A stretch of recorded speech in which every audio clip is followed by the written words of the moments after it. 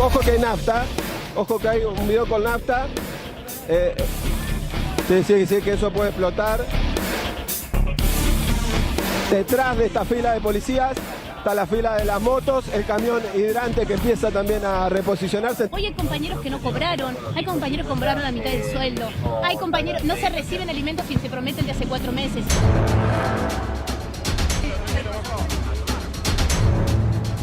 La mujer tiene una convulsión. Querían que liberáramos y resulta que empujaron, golpearon gente y ahí tenés una persona ahora tirada en el piso. No sé para qué ponen un mediador que después no media nada. Han bajado la camilla seguramente para trasladarla al hospital de Vicente López. La mujer envuelta en un manto de llanto, temblando. Un panorama bastante dramático. Ahora la están asistiendo.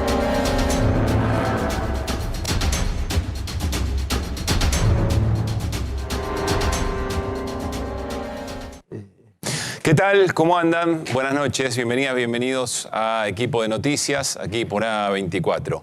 Estaba pensando cuánta derrota en la batalla cultural, como se habla en estos días, tiene que haber en un país, incluso qué poca autoestima se puede tener cuando pasa quizá inadvertido el reclamo para fondos para comedores, comida para comedores en la Argentina, en un país con los niveles de pobreza que tiene la República Argentina, más allá de los planes potenciar trabajo, que son un dato muy importante.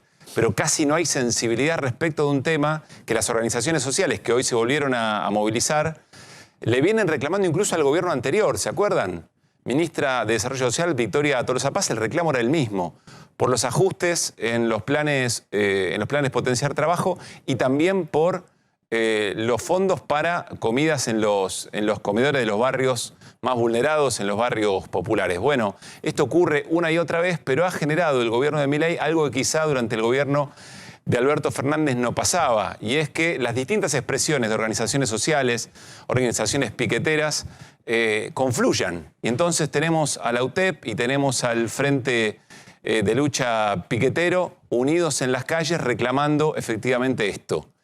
Hoy tendremos aquí en Equipo de Noticias a Alejandro Gramajo, el secretario general de la UTEP, y a Eduardo Beliboni, del Polo Obrero, juntos conversando respecto de esta vivencia en el reclamo hacia el Ministerio de Capital Humano que conduce Sandra Petovelo, que hoy se expresó, como la acabamos de ver, frente a la Quinta de Olivos. No pudo llegar hasta la Quinta de Olivos. Un poco antes se encontró con un dispositivo de fuerzas de seguridad muy importante, sobre el que vamos a conversar también, porque según entendemos, en el momento en que estaban liberando carriles, la policía avanzó de todas maneras con represión. Lo vamos a conversar. Pero claro, esto se da en la semana del paro general.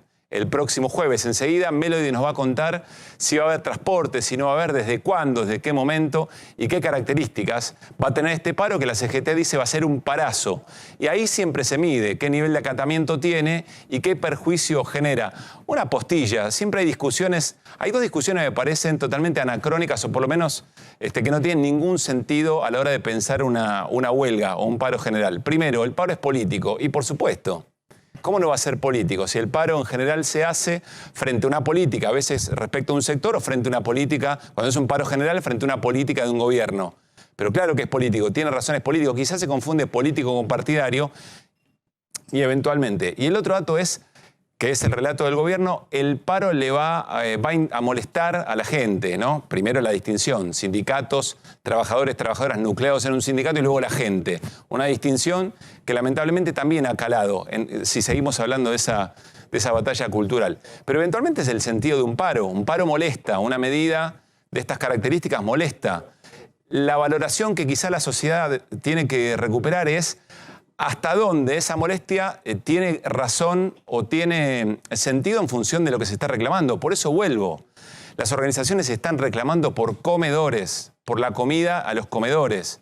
Y en este caso, una huelga general de estas características, la segunda del gobierno de Milei, por supuesto que se mide en función de cuánto molesta, de cuánto altera la cotidianidad de un país.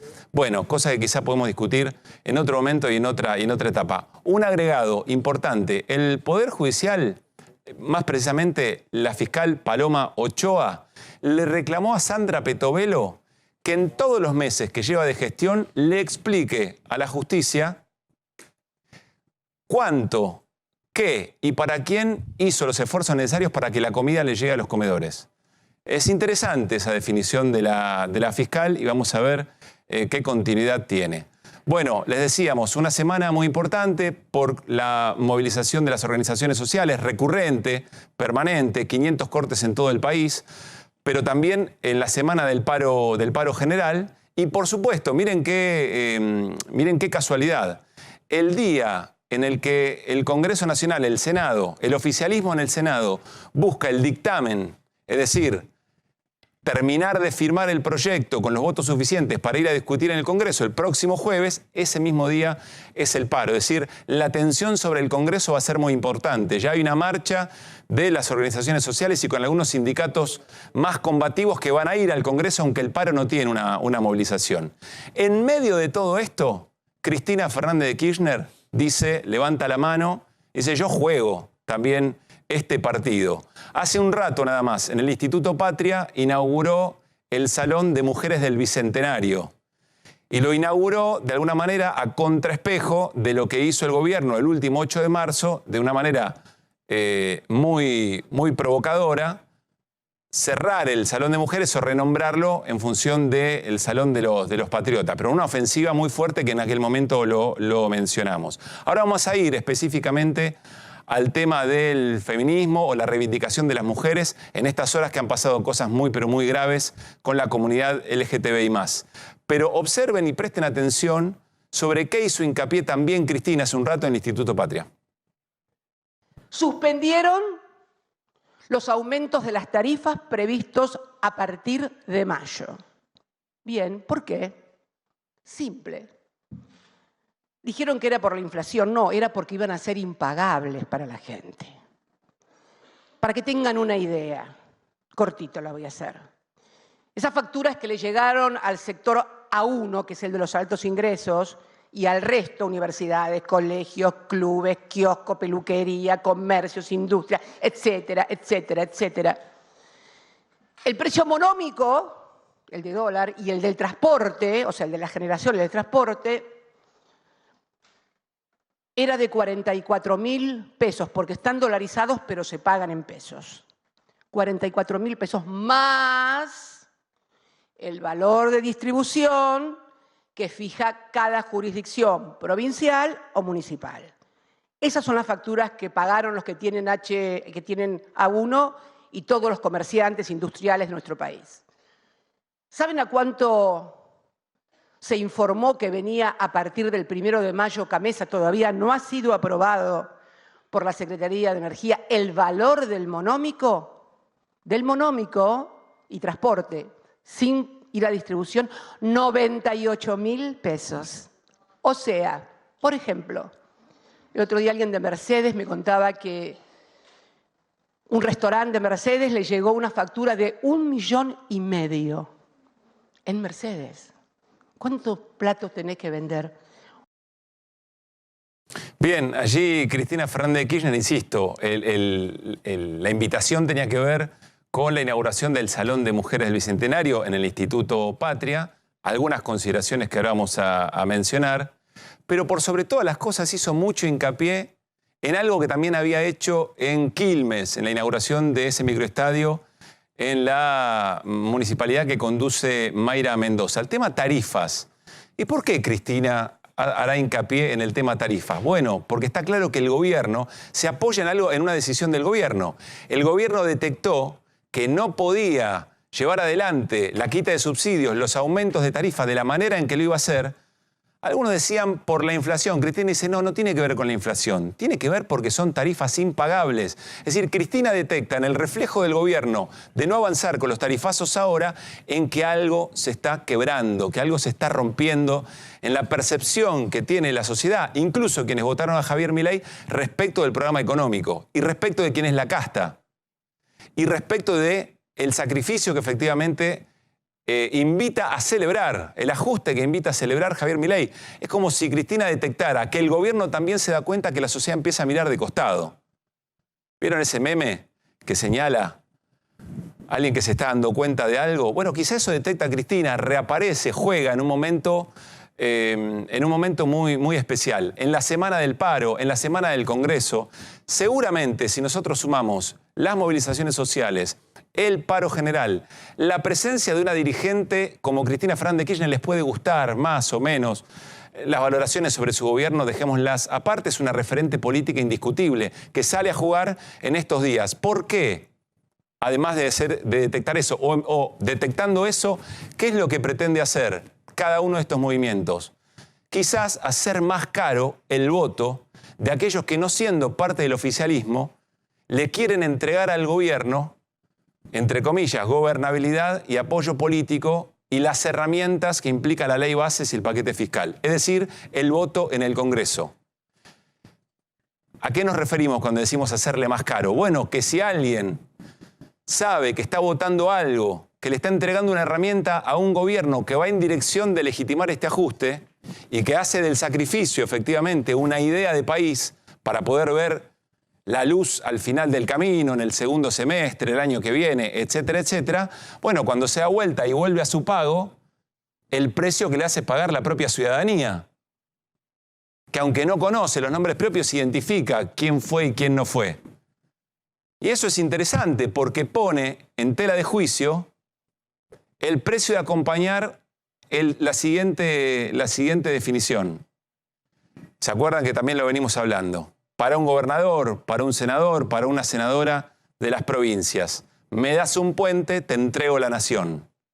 Me das una obra pública, el gobierno ya está negociando obra pública, está habilitando obra pública en el marco de conseguir los votos. Me das un puente, me das una ruta, me das una obra que todavía no se terminó y yo te entrego las herramientas para que se pueda cuestionar la regla de juego que tiene hoy la Argentina para las inversiones, para la reforma laboral, para las jubilaciones. Eso es lo que está en juego, eso es lo que le aumenta el precio del voto a favor, la marcha de las organizaciones sociales, la CGT, y Cristina seguramente quiere relegitimar su propio espacio, pero también abonar a esa subida de precio de un voto favorable. Le decíamos, Cristina estuvo, y en una jornada, en estas horas, Cristina inauguró el Salón de Mujeres del Bicentenario. Dijo, no soy feminista, pero frente a la ofensiva de un gobierno contra las mujeres, caracterizando al feminismo como una ideología de género.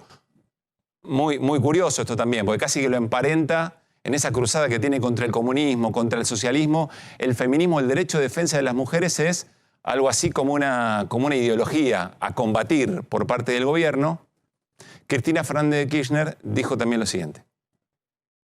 Yo creo que estamos en presencia de una fuerza política que no tiene un problema con las feministas, no, tiene un problema, me parece, con las mujeres. ¿Y por qué digo esto? Porque una diputada muy representativa del sector hace poco tiempo había querido presentar un proyecto en el cual los hombres podían renunciar a su paternidad. O sea, haces hijos en el mundo, los echas al mundo y que se haga cargo otro. Una cosa muy insólita. Y hace muy poco un senador también muy representativo de la fuerza, además de darnos una versión libre del cuento de la Bella Durmiente, extraordinario, nuevo, novedoso, novedosísimo, además de esta versión libre del cuento de la Bella Durmiente, ahora nos da noticia de que en realidad el femicidio no existe, que es un asesinato. Es una pena que haya ese concepto supremacista, masculinista, de características medievales, sobre todo por parte de gente que se quiere arrogar la modernidad, y la verdad son más antiguos que la ventosa, sinceramente. Así que queríamos incorporarnos esto en esta casa, en el Instituto Patria, y también con el optimismo de que algún día todas ellas volverán a la Casa Rosada.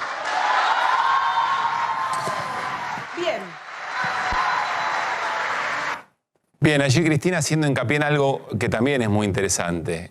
Quienes vienen a regar de liberalismo a la Argentina, sin embargo, tienen reflejos muy enquistados en otro tiempo de la historia, medievales, dijo Cristina Fernández de Kirchner respecto de los derechos de las mujeres y de las cosas que se han hecho para tratar de garantizar efectivamente esos derechos en una sociedad muy violenta para con ellas y para con la comunidad LGTBI+. ¿Por qué hago referencia a esto? Enseguida estará con nosotros el periodista Franco Torchia.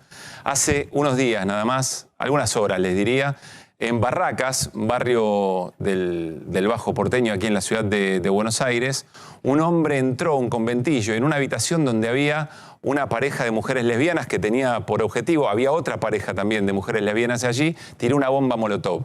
Una mujer murió, las otras 3 están heridas, algunas de ellas de muchísima gravedad, y uno empieza a preguntarse si no estamos frente a las consecuencias directas de haber cruzado un montón de límites. Es más, de que personas con mucha autoridad y con mucha capacidad para remarcar los límites de lo que se puede y lo que no se puede decir y hacer en una sociedad no están generando estas consecuencias. Argentina cambió muchísimo. En realidad, yo les diría, es un cambio global, es de Occidente seguro, con el advenimiento de las fuerzas ultraderechistas, que entre otras cosas tiene esta consecuencia. Se pueden decir cosas que antes creíamos que era imposible porque había un resguardo ético, moral muy importante y se venían conquistando derechos en forma de límites a esas violencias, a las mujeres y a la comunidad LGTBI+, insisto. Ahora, estamos en un momento en el que lo que vamos a escuchar a continuación, alguien siente que lo puede decir. Y la pregunta que nos tenemos que hacer es, si se puede decir, ¿el mensaje no será que también se puede hacer? Es una entrevista que recorrió mucho ya los canales, las radios, se la comentó también en diarios, por redes sociales. Nicolás Márquez es el biógrafo de Javier Milei. Fue entrevistado por Ernesto Tenenbaum. Y entre otras cosas dijo esto. Y uno buscaba la palabra sodomita. Eran palabras sinónimas sin ninguna connotación peyorativa o insultante, invertido tampoco. Pero ahora, si uno analiza, se ha resignificado a partir de la presión de los lobbies y entonces yo no me voy a dejar arrastrar por el palabrerío de las neolenguas impuestas por los lobbies. Yo no sé si vos sos heterosexual o homosexual. Sí. Lo que yo sí sé es que vos no elegiste que te gusten los hombres o las mujeres. Vos no leíste un libro y tomaste una decisión. Ah, ¿no? No. Bueno, pero ¿quién elige que...? Está bien, pero... Yo tampoco elegí ser heterosexual. O sea, no es una virtud personal. Yo soy heterosexual, pero no es una virtud, no es una elección personal. Pero, a mí me gustan las mujeres de que tengo uso de razón. ¿Y cuál es el problema con el hombre al que le gustan los hombres o las mujeres a las que le gustan las mujeres? Yo soy un defensor, y esto en el libro, si lo has leído, Ernesto, constantemente enfatizo en la libre elección de las personas. Ahora... hay conductas objetivamente sanas y conductas objetivamente insanas. Entonces, cuando el Estado promueve, incentiva y financia la homosexualidad, como lo ha hecho hasta la aparición de Javier Milei en escena, está incentivando una conducta autodestructiva. ¿Por qué autodestructiva y por qué insana? Y en todo caso, en la libertad personal de una persona de tener esa conducta, claro, ¿en qué te afecta a vos? ¿En qué afecta al Estado argentino? Insana y autodestructiva porque una persona de tendencia homosexual vive 25 años promedio menos que una persona heterosexual, por varias razones.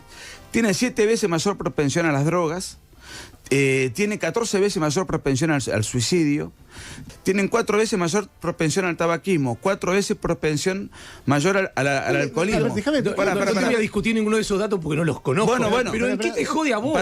No. Que un tipo decida vivir 25 años menos, por ejemplo. Bueno, contestado el primer punto. Es más, te diría que en la cosmovisión que yo veo de este gobierno es, buenísimo, ¿sabés por qué? Porque vamos a bajar la cantidad de jubilaciones que tenemos que pagar dentro de unos cuantos años. Espera. Bueno, vamos al segundo punto. El segundo punto es, ¿qué te jode?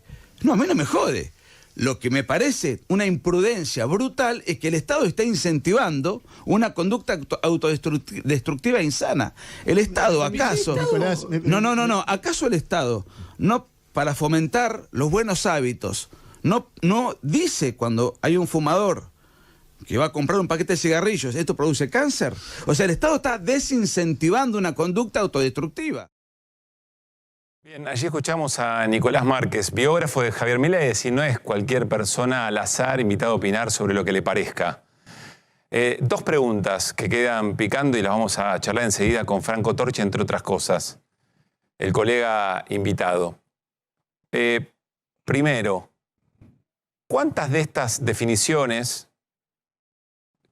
o por ejemplo, no solamente definiciones de que el Estado venía promoviendo la homosexualidad y que la homosexualidad es insana y autodestructiva, entre muchas otras barbaridades, sino también el hecho de financiar ese tipo de instituciones, direcciones, organizaciones, no solamente de financiarlas, sino criminalizarlas prácticamente, es un mensaje en sí mismo respecto de lo que se puede y lo que no se puede hacer, o de lo que el Estado tiene responsabilidad para tratar de ponerle límites a ese tipo de violencias? Esa es una primera pregunta. La segunda, ¿hay mucha diferencia? Yo estoy seguro que del otro lado nos están viendo y probablemente haya gente que haya votado a Javier Milei, pero estoy seguro que cuando escuchan lo que acabamos de escuchar se sorprenden y no están de acuerdo. Mayoritariamente no están de acuerdo. Argentina no es esta sociedad que describe Nicolás Márquez. Pero invito a que hagamos el siguiente ejercicio. ¿Cuántos de estas maneras de decir tan violentas, que corren tantos límites de lo que se puede decir y eventualmente lo que se puede hacer, se puede trasladar a otras cosas, a otros modos de discriminar y violentar a las otredades, es decir, aquellos que no son como nosotros? Piénsenlo en términos políticos.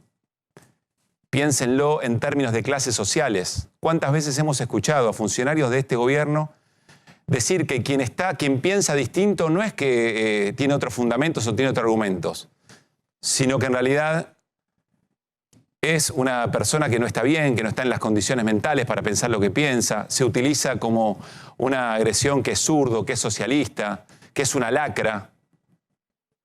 Las diferencias en general, esta es muy obvia y quizá tenemos muchos anticuerpos para esto. Ahora lo vamos a conversar, son peligrosas, por supuesto, desde ya, porque además vienen aumentando exponencialmente los ataques por odio hacia la comunidad LGTBI+.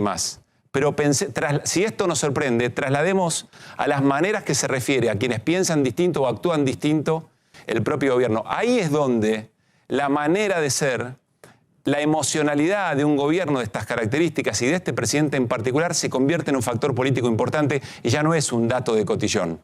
Son sus políticas, son sus decisiones, pero también son los mensajes que habilita y por ende las acciones que eventualmente invita a jugar. Arrancamos, equipo de noticias, me voy a la mesa. Hola Hernán, Melody, ¿cómo anda Fer? Buenas noches, ¿cómo están? Bueno, fuerte, ¿no? No sé si habían escuchado la entrevista. Terrible. Sí, la verdad que es tremendo. Fuerte y bruto, ¿no? La verdad, no sé, inventan datos. Yo esta gente cada vez que hablan me parece lo del 17.000% de inflación. La verdad, son cosas que no sé dónde las sacan. No, lo de los datos, yo creo que ni siquiera hay que reparar en eso. Me parece que es una persona que fue a provocar. Yo me pregunto cuál es la razón por la cual fue a decir esas cosas ahí. Porque me parece interesante indagar en esta cuestión. Está claro, nada de lo que dijo, ninguna cuestión tiene sentido que nosotros nos pongamos a debatir, me da la impresión. Ahora, todo lo que dijo genera violencia. Es un discurso de odio, sin dudas. Y a ver, básicamente esto es casi una provocación, pero tiene como un objetivo, creo yo, disciplinar al que piensa distinto, al que hace otra cosa, al que es distinto. Lisa y llanamente es un gobierno que se dice liberal y que sin embargo pretende tener comportamientos disciplinadores que a mí me preocupan mucho porque en general estamos acostumbrados en la Argentina a disciplinar hasta desde el Estado. Ahora, estas provocaciones hacen lo que vivimos en La Boca, es decir, que una persona suelta sea el que ejecuta el disciplinamiento, que ya lo vivimos en el último tiempo, ¿no? ¿Será, me pregunto, Hernán, y ya los hablamos a Franco Torchia, que de un tiempo a esta parte el odio garpa? No sé, igual me parece una irresponsabilidad que en un lugar público alguien tenga un micrófono, diga esto y que haya dos periodistas que no le digan, pará, no, sí, le dijeron cualquier cosa. O sea, es una buena pregunta. Hoy lo escuché a Ernesto Tremont y a Reinaldo Sietecase porque les están llegando y les llegaron muchos mensajes criticando haber hecho esta entrevista. Decía Reinaldo Sietecase, bueno, pero es el biógrafo de Milei, no es cualquier persona, y por otra parte trataron de ponerle freno. Pero no importa, es un debate abierto y es un debate muy interesante que plantea Melody también. Franco, ¿cómo te va? Buenas noches. Pablo, ¿cómo andan? Gracias por estar. No, gracias a ustedes. Picoteamos un poco, sí, pero con una mirada muy generalista. Vos estás muy metido en el caso de Barracas, de La Boca, y también sobre, te traslado esta pregunta, ¿no? Si el odio garpa de un tiempo a esta parte en estas sociedades. Primero, los felicito como ciclo periodístico por estar hablando efectivamente del crimen lesbofóbico de Barracas. No entiendo cómo no hay una sociedad entera sublevada por esto. Una mujer ya murió. Hay 2 mujeres que están fuertemente comprometidas de las 2 parejas de lesbianas atacadas y hay una cuarta que tiene complicaciones, pero de la que hay certezas acerca de su supervivencia. Quiero ser muy cuidadoso para hablar, pero para que se entienda el nivel. Las otras 2 mujeres no, entiendo, de gravedad. 90%, tienen el 90%, una tiene el 90% del cuerpo quemado y la otra el 75% del cuerpo quemado. Un hombre ingresó a la habitación de ellas 4, son mujeres lesbianas empobrecidas, con ventilleras, en todo sentido con ventilleras, digo, en todo sentido y con orgullo lo digo. ¿Qué quiero decir con esto? Efectivamente, él las hostigaba hasta donde se puede saber permanentemente por ser lesbianas, argumentando que ellas eran problemáticas, vivían todos y todas en ese conventillo en condiciones de hacinamiento. El hombre también vivía ahí. Sí, en condiciones de hacinamiento, un conventillo, por cierto, al que van a parar personas que en general están en la calle, pero como es muy barato, cuando juntan un poquito de plata pueden vivir allí. Porque si esto hubiera pasado acá a la vuelta, probablemente tendría mayor cobertura. Estamos en el barrio de Palermo para quienes no viven en la ciudad de Buenos Aires. Pero como le pasa a lesbianas, que están invisibilizadas por completo en los medios de comunicación en la Argentina, no hay una sola lesbiana públicamente, o fuera del armario, si prefieren públicamente, en los medios de comunicación en la Argentina. Esto lo quiero señalar porque tiene muchísimo que ver con las violencias propias de las mujeres lesbianas, las que padecen las mujeres lesbianas. Entonces, esto ocurre en una zona marginada, en todo sentido, de la ciudad de Buenos Aires, con personas, además, también, repito, muy empobrecidas, y ocurre en un momento en donde vos me preguntabas recién si el odio garpa. Yo no lo necesito escuchar a Nicolás Márquez, ni necesito que Tenenbaum y Sietecase lo entrevisten a Nicolás Márquez, y menos, fundamentalmente, en este momento. Porque si Milei ganó por el 56% de los votos, buena parte de su electorado ya sabía que todos ellos piensan de esta manera. ¿Por qué? Porque el diputado bonaerense Agustín Romo se pasó los últimos años, y en la actualidad también, tuiteando en contra de la población LGBTIQ+, porque Venegas Lynch lo hace permanentemente en las redes sociales, porque Diana Mondino nos animalizó, porque el mismísimo presidente de la Nación también nos animalizó cuando nos mandó a tener sexo con los elefantes en una entrevista con Jaime Bailey, y porque así podría dar otro montón de ejemplos. Entonces, Mondino cuando dijo que la homosexualidad era como tener piojos. Sí, la pregunta que hago ¿es necesario ampliar esto sobre pretexto de que necesitamos que la gente entienda cómo piensa La Libertad Avanza? No, no es necesario. No era el momento para hacer esa entrevista. No es este el momento, porque en nuestro trabajo, como ustedes bien saben, el periodismo en general es muchas cosas, pero también es contexto. Vuelvo a reinstalar la pregunta. ¿Este es el contexto para hacerle largas entrevistas a Nicolás Márquez sin estar lo suficientemente preparado? Y aquí añado otra dimensión que me parece muy importante. Yo no me vengo acá a sentar con ustedes, por ejemplo, a hablar del dólar. ¿Saben por qué? Porque soy un ignorante supino en materia de dólar, de la historia del dólar, de los vaivenes del dólar y de la cotización. Ahora, sobre nosotros, que ponemos los muertos, porque siempre ponemos los muertos, hubo 3 ataques homodiantes fuertes en la ciudad de Buenos Aires en este último tiempo, uno de los cuales derivó en un crimen. El crimen del peluquero de Recoleta es también un crimen homofóbico, lo subrayo. Entonces, no me siento aquí, ni ustedes me convocan tan amablemente porque a mí se me ocurre, porque formo parte de una especialización en el periodismo, tengo muchos colegas especializados en diversidad sexual y yo también me considero un periodista especializado en diversidad sexual. Entonces, no se trata de hablar de nosotros, como dice ahí un periodista, Gustavo Gravia, y bueno, los datos no los tengo. Entonces no entren en esos temas, ni hagan esas notas, no tenés los datos suficientes para contrarrestar la barbaridad que está diciendo. ¿Sabés con qué va a venir? Claro. Prepárate para tener esos datos porque... Entonces acá a mí se me puede decir, bueno, pero no es una discusión sobre periodismo, es una discusión en todo caso sobre estos discursos, sobre el odio y demás. Yo creo que una cosa va broquelada a la otra, porque creo que este tiempo de la Argentina, repito, no es un momento, no es una atmósfera ideológica la de la Argentina de este momento como para estar ampliando estos discursos, dándoles... Si la voluntad periodística es contrarrestarlos, hay que contrarrestarlos, no otorgarles mayor cantidad de espacio. Y otra pregunta, ¿eso hubiera pasado con una persona que en esa mesa hubiera articulado un discurso antisemita? La respuesta es no. La respuesta es no. Hubiera sido frenado de inmediato a alguien con un discurso antisemita o judeofóbico, si prefieren, en esa mesa. ¿Por qué lo pueden hacer con gays, lesbianas, trans, con la población LGBT? ¿Por qué? Porque, ¿saben? En general lo que nos ocurre es que estamos considerados todavía hoy en nuestra sociedad personas inferiores o estamos inferiorizadas y nuestros temas están inferiorizados porque del crimen lesbodiante de Barracas están hablando ustedes, una vez más, muchísimas gracias, pero no están hablando otro montón de medios grandes. Mataron a una, por lo menos a una mujer por ser lesbiana en la Argentina. Hoy es un crimen atroz. Hasta donde tenemos registro, quienes trabajamos en diversidad sexual, no hubo un crimen así de atroz, yo me atrevería a decir, en los últimos 5 años en la Argentina. Siempre hay ataques, siempre, con todos los gobiernos, en todo momento. Hay ataques permanentemente, hay amedrentamientos, por supuesto. Aflora la discriminación por momentos más, por momentos menos. A veces tenemos datos, a veces no tenemos registro, a veces hay denuncias, a veces nadie denuncia, en fin.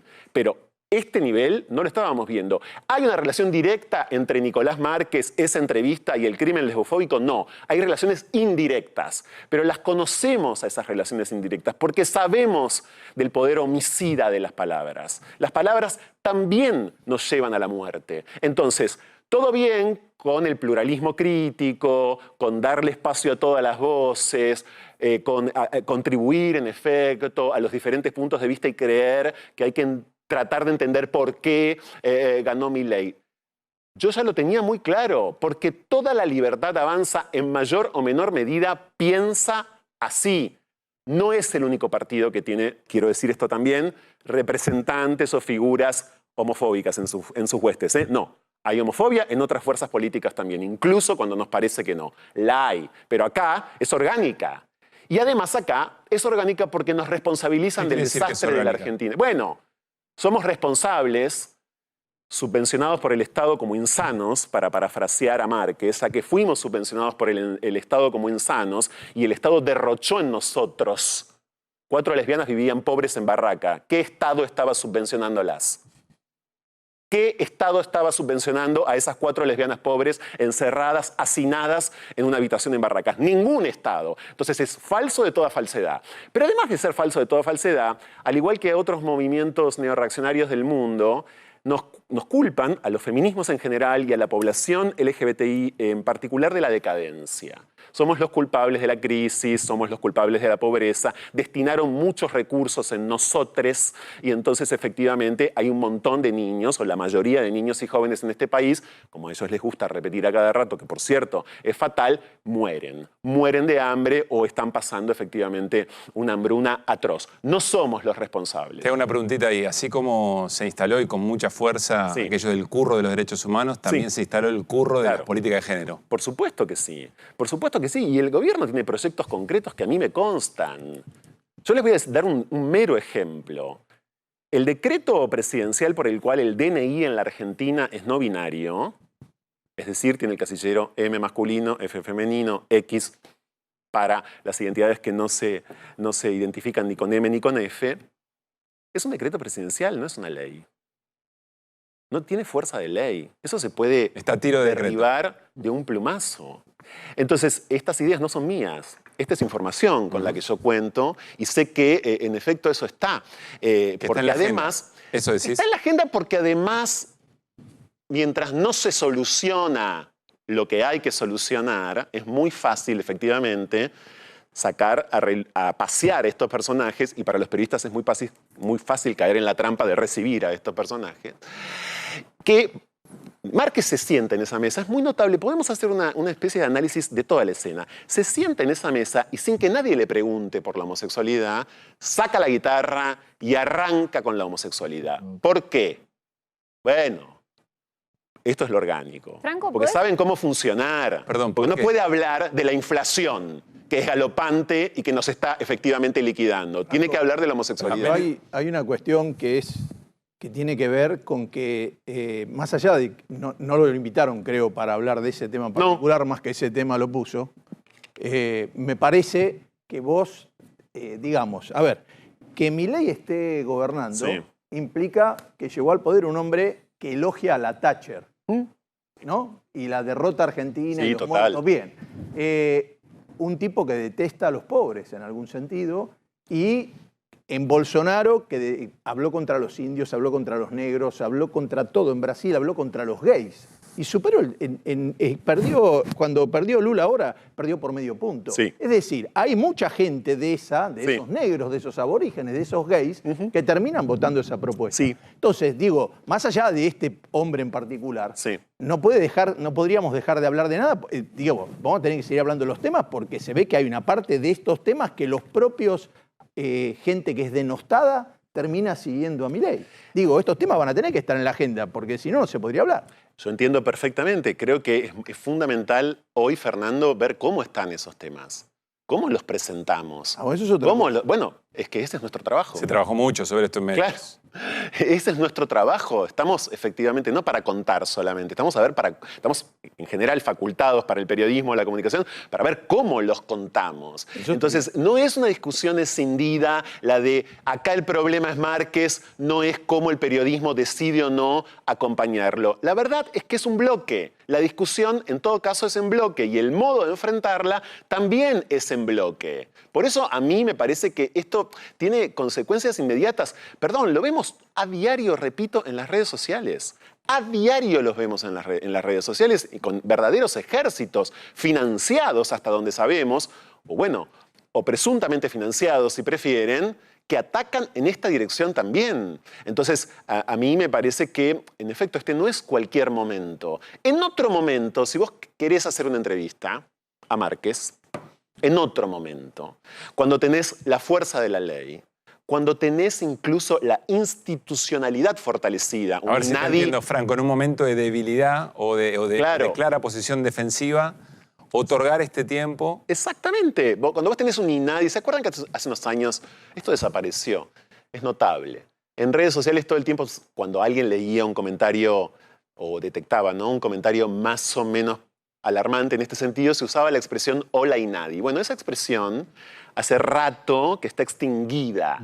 Y eso también forma parte claramente de toda una época. Esta época extinguió por completo eso. Y el INADI, por más que queden todavía algunos empleados y no sepamos a ciencia cierta cuál es en efecto su destino, entre otras cosas funcionan como instituciones faro, como una especie de telón de fondo limitante que te recuerda, en efecto, funcione mal, funcione más o menos bien. Claro, la discusión es hacerlo funcionar mejor. Exactamente, exactamente. ¿Cuáles son las causas, digamos, cuáles son las direcciones posibles y de verdad como hasta dónde, ¿no? Yo creo que no nos van a alcanzar realmente los recursos para el tiempo que se viene, no nos van a alcanzar. Repito, yo trabajo de esto, ustedes lo saben, y desde el mes de enero estoy contando ataques homofóbicos. Hubo uno en una hamburguesería de Avenida Corrientes el 9 de julio, hace algunos meses, que ni siquiera fue reproducido por un solo medio en la Argentina, ni siquiera por los medios que tienen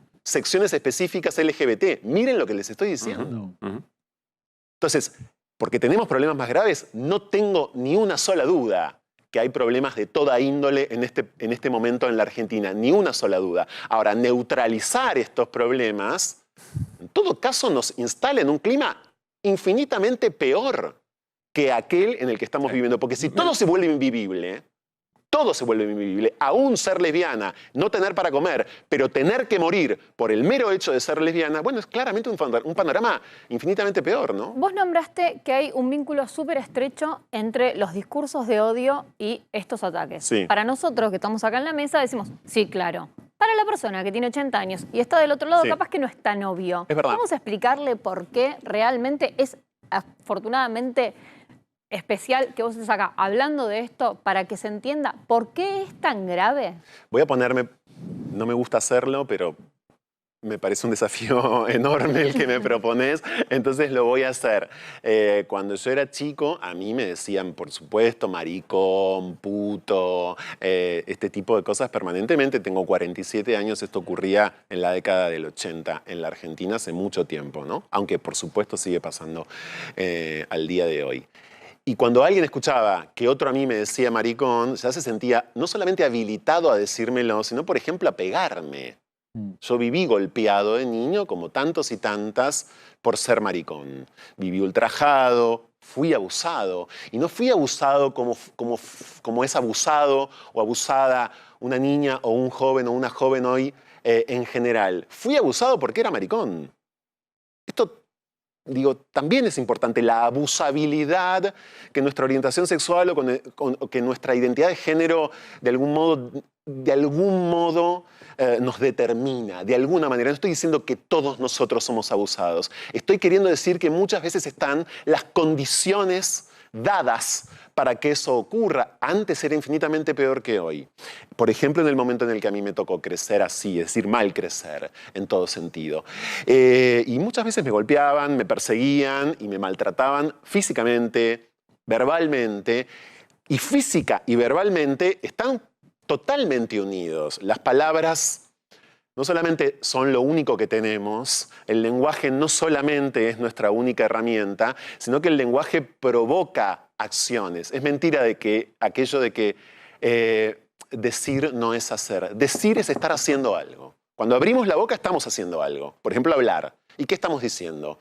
¿Y qué sale de nuestras bocas? ¿Con qué efecto? ¿Y qué logra en determinados contextos? ¿Qué cambia y qué no cambia en determinados contextos? Entonces, en efecto, a mí me parece que la señora me debe estar entendiendo. Espero que me esté entendiendo. Claro. Sin poner a nadie en ningún lugar de señor o señor, etc. Sí, pero creo que esto, que además la población travesti trans de la Argentina es la que mucho más que una persona como yo, lo ha padecido y lo padece al día de hoy. Al día de hoy, digo, esta es la semana en la que también supimos que Sofía en Pilar el año pasado fue torturada por 10 policías en una comisaría por ser una mujer trans. Y hoy están procesados, un año después. Entonces, para ese sector de la Argentina a la que la democracia a duras penas le llegó, si es que están viviendo todavía hoy en democracia, es una discusión enorme esa. Bueno, en efecto, yo creo que, digo, de vuelta, es Estamos necesario compartiendo la imagen escuchar de Sofía Sí, Fernández. gracias. Es muy importante. Por supuesto, como tantas otras historias de las que ni siquiera tenemos registro, porque este es el mundo del subregistro y porque las lesbianas de Barracas también podrían no estar registradas. Tenemos hoy la suerte de haberlo registrado, pero si no hubiera sido un crimen no registrado, porque la clandestinidad de nuestras existencias, no de la mía, que por ser como soy, porque tengo el aspecto que tengo, sí, claro, y por un montón de cosas puedo estar sentado acá hablando con ustedes. Porque la cuestión de clase también. Porque también ni siquiera fuerte. me pinto las uñas. Perdón, como un segundito, varón, Fer, un segundito, no me quiero ir de acá, ahí vuelvo, Fer, sí, porque tenemos unos datos para compartir que son de enero hasta abril. Preguntarte, por supuesto, ahí está, femicidios y travesticidios, 101 víctimas, 92 femicidios vinculados a mujeres y niñas, un travesticidio, 8 femicidios vinculados de varones, sí, adultos y niños, 106 hijos e hijas quedaron sin madre. Bueno, números que son realmente tremendos. Pregunta, acá está, sí, hablabas recién de subregistro, acá me imagino que esto es una parte. Sí. Y segundo, esto, comparado con lo que venía ocurriendo, ¿cómo lo jugás, cómo lo pones en juego? A ver, la verdad es que los números en general son números siempre preocupantes, sin dudas, porque los resortes que llevan a que vivamos en una sociedad que sigue produciendo estas violencias son muchos, no dependen solamente de una gestión de gobierno. No dependen solamente de una gestión de gobierno. Ahora bien, si hay voluntad ejecutiva, es mejor. Las leyes que tiene la Argentina en materia de derechos sexuales, esto hay que decirlo, independientemente de cualquier otro punto de vista o contraposición que podamos tener, no hubieran salido sin voluntad ejecutiva. Había que tener una voluntad concreta desde el Poder Ejecutivo para que esas leyes salieran. ¿Saben por qué? Porque siempre son consideradas secundarias. Porque a nadie le importa cómo están viviendo los putos finalmente. Porque nunca es importante. Y lo digo así a propósito para que se me entienda. Entonces había que tener una férrea voluntad de trabajar esas leyes, ¿no? De impulsarlas por completo. Este momento es un momento aciago también, por datos que ahí no están, pero ustedes saben muy bien que la gestión anterior logró que el Congreso, la oposición, es decir, el antikirchnerismo, y el kirchnerismo promulgara la ley que conocemos como la Ley de Cupo Laboral Travesti Trans. Bueno, más de 100 identidades trans y no binarias fueron ya despedidas del Estado. Eso es, en muchos casos, marginación automática. Es el hacinamiento en barracas. Claro. Estamos hablando efectivamente de eso. Pero, perdón, yo lo que digo es que hay una cuestión que tiene que ver con las minorías. Sí. Así como están echando travestis, a todos. Han echado discapacitados. Obvio. Por supuesto. Digo, esto no es que se la agarran con todo. Hay que ir en bloque y estoy de acuerdo. Esto, ¿sabes por qué pasa? Perdón, gracias Fernando porque me recordaste de algo. El presidente se burló públicamente de las personas con síndrome de Down. Estamos hablando de lo mismo. Claro. Franco, permitime retomar un poco eso y algo que decías antes, porque vos mencionabas, bueno, no es momento, yo creo que no es nunca un momento para que vaya Nicolás Márquez a hablar de nada. No, pero quiero decir, entiendo hay temperaturas, ¿no? Hay temperaturas. Entiendo lo que decías, pero eso estaba mirado más desde el periodista que lo llevó. Ahora, él va ahí a decir eso para qué. ¿Cuál es el fin último? ¿Cuál es el fin último también de Milei cuando dice lo que dice de síndrome de Down o en general de La Libertad Avanza, que una vez por semana tenés alguno diciéndote alguna cosa en esa sintonía? ¿Cuál es, digamos, qué Argentina La respuesta la diste vos hace un rato, Hernán. Es disciplinamiento, es contarnos qué modelo ideal de sociedad es la sociedad por la que ellos están trabajando, que es una sociedad tributaria de su narrativa. Este gobierno tiene una narrativa fuertísima, otra que relato. Es una narrativa, pero poderosísima. Y en esa narrativa lo que sobra, que no somos los LGBT nada más, precisamente, son las personas con discapacidad también, es la grasa excesiva que tiene el Estado, digamos, son las 7 personas asesinadas por el Estado que murieron de cáncer en el país en estos últimos meses. El otro día leí la nota del país de España. Más, pero sí, por supuesto. Volvamos a la subregistro. Debe haber muchos más casos también denunciados de ataques homosexuales que no son publicados. Exacto. Entonces es la supervivencia total del individuo exitosísimo que aún siendo no binario y estando todo el día encerrado en su casa, bueno, vive su identidad como algo efectivamente muy secundario porque el mundo le abre los brazos porque la está rompiendo con bitcoins. Es decir, es romper todo tipo de idea comunitaria y todos nosotros hemos podido lograr lo poco que logramos o lo mucho precisamente en comunidad, no solamente porque hubo voluntades ejecutivas en algún momento de nuestra historia política, sino también porque pudimos trabajar colectivamente. De lo contrario, yo no estaría, no sé, casado, por más que a veces quiera divorciarme, mentira. Pero es un chiste que... Franco, te quiero hacer una última pregunta y agradecerte, por supuesto, que hayas venido. Te escucho. Somos un programa que se jacta de escuchar y reflexionar a ver si lo que acabamos de decir estaba bien o no. Ah, ok. Yo decía en la presentación del programa que nosotros no, en general, la comunidad argentina o la comunidad quienes vivimos en Argentina no somos esto. Pero te escucho y digo...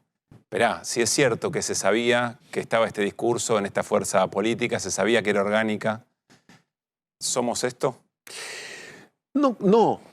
Creo que somos un conjunto realmente diverso. Creo que nuestra sociedad es una sociedad fuertemente plural, no tengo ninguna duda. Corrijo la pregunta, ¿somos esto o eventualmente somos una comunidad que tolera esto, que puede tolerar esto?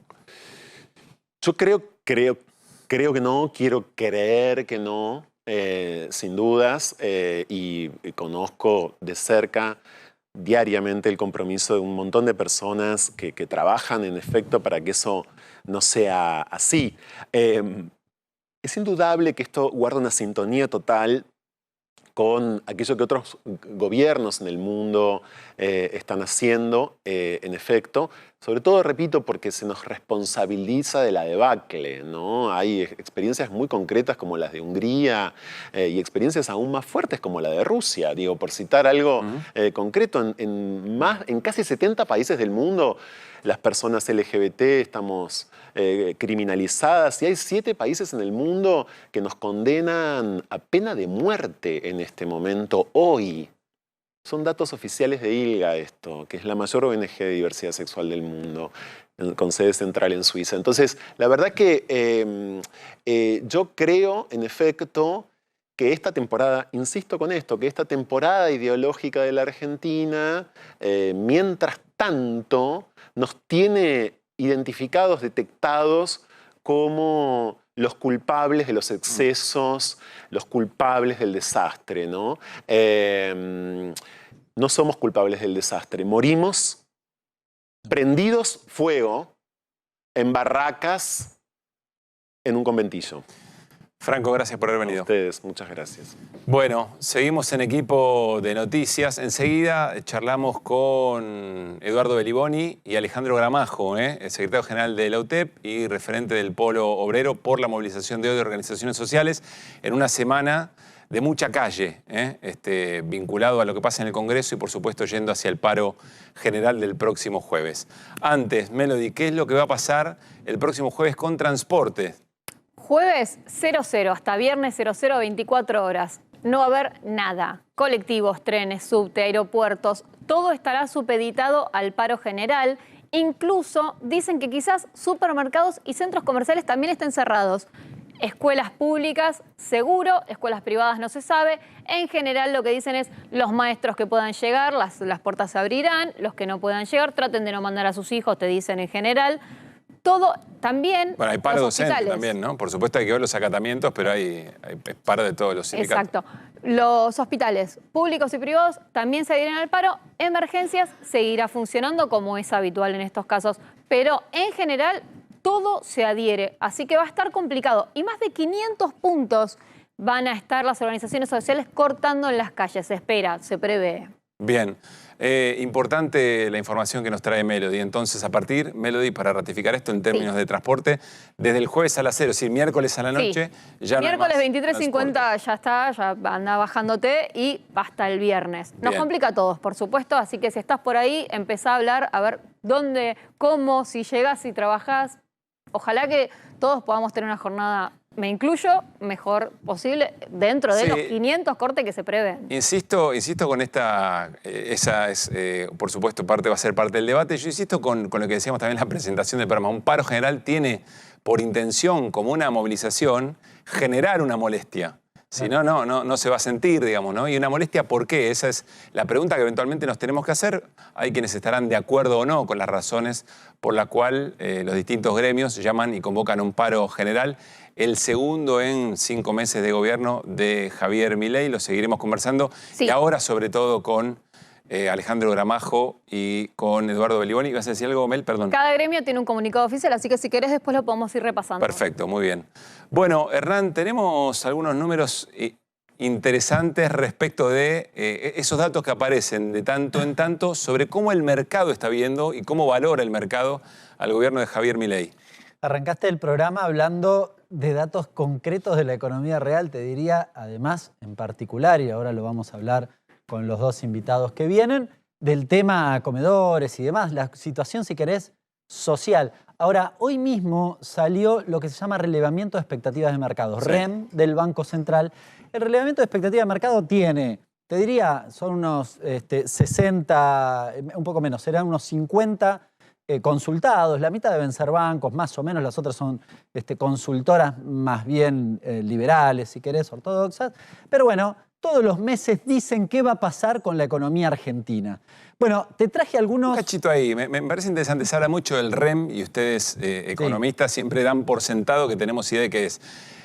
Vos decís que son bancos y consultoras liberales. Yo te pregunto, ¿dicen lo que creen que va a pasar o construyen la expectativa de lo que puede pasar? Si construyen escenarios... No, en general es lo que creen que va a pasar, pero lo que creen que va a pasar tiene un sesgo ideológico, obviamente. Sí. Bueno, pero es lo que le recomiendan a sus asociados, digamos. Es decir, que no le van a recomendar a sus asociados algo contrario a lo que ellos creen, porque si no lo van a fundir. Es muy interesante, hay de todo tipo, ¿no? Pero es muy interesante porque el relevamiento de expectativa tiene además una cosa que se llama top 10, que son los que más aciertan. Está bueno ver eso. Estaba Bain, que se ahí ves los que le recontrapifiaron. Ah, también, ese ranking está espectacular. Claro, está bueno, está bueno. Es como el servicio meteorológico, digamos. Claro, algunos toman directamente ese dato porque la verdad que es el que más le viene pegando. Te estoy matando si te pedí esto, pero ¿tenés el mejor y el peor no? El mejor sí.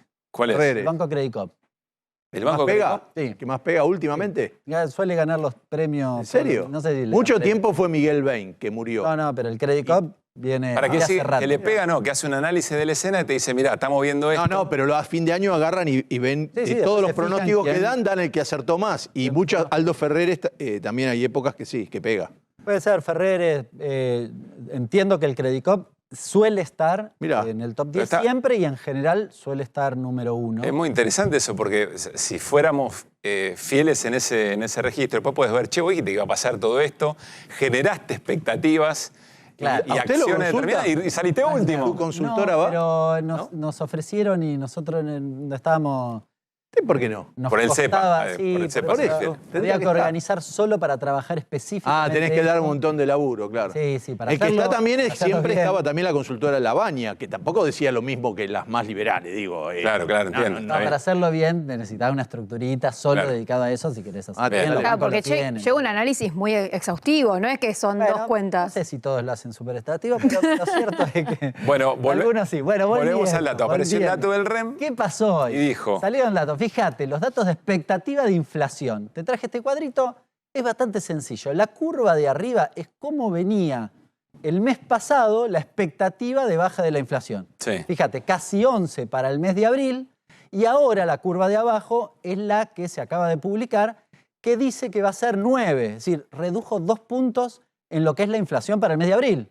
El mercado está viendo que efectivamente va a haber una baja de la inflación, no solo una curva descendente que la veía ya el mes pasado, sino incluso por debajo de los niveles del mes pasado. Esto es lo que estamos viendo ahí. Y si ustedes se fijan, hacia el final de la curva está el dato de octubre, después no continúa al menos de manera mensual, pero la expectativa del mercado es que hacia fin de año tengas una inflación cercana al 5%. Perdón, ¿este dato de acá también puedes inferir que le creen al ministro de Economía de que no va a haber una devaluación? Sí, si querés, vamos a ver la siguiente. Ahí va a ser específicamente, como sé que me ibas a preguntar eso, trajimos De hinchaquinoto esta nomás. cuestión, que esta la armé yo porque le agregué un dato adicional. Estas expectativas de devaluación o de tipo de cambio, de la evolución del tipo de cambio, los bastones es el REM. Fíjate que da una expectativa de evaluación del 4%, después del 2,9%, después del 3,1%. Estamos hablando de mayo, junio, julio, ¿no? Digamos, de los meses consecutivos. Abril ya lo sabemos, porque lo sabemos en tiempo real, así que directamente no está ahí. Pero el gobierno dice 2%. Bueno, si vos mirás la curva, está un poco por encima del 2%, pero diría que le creen.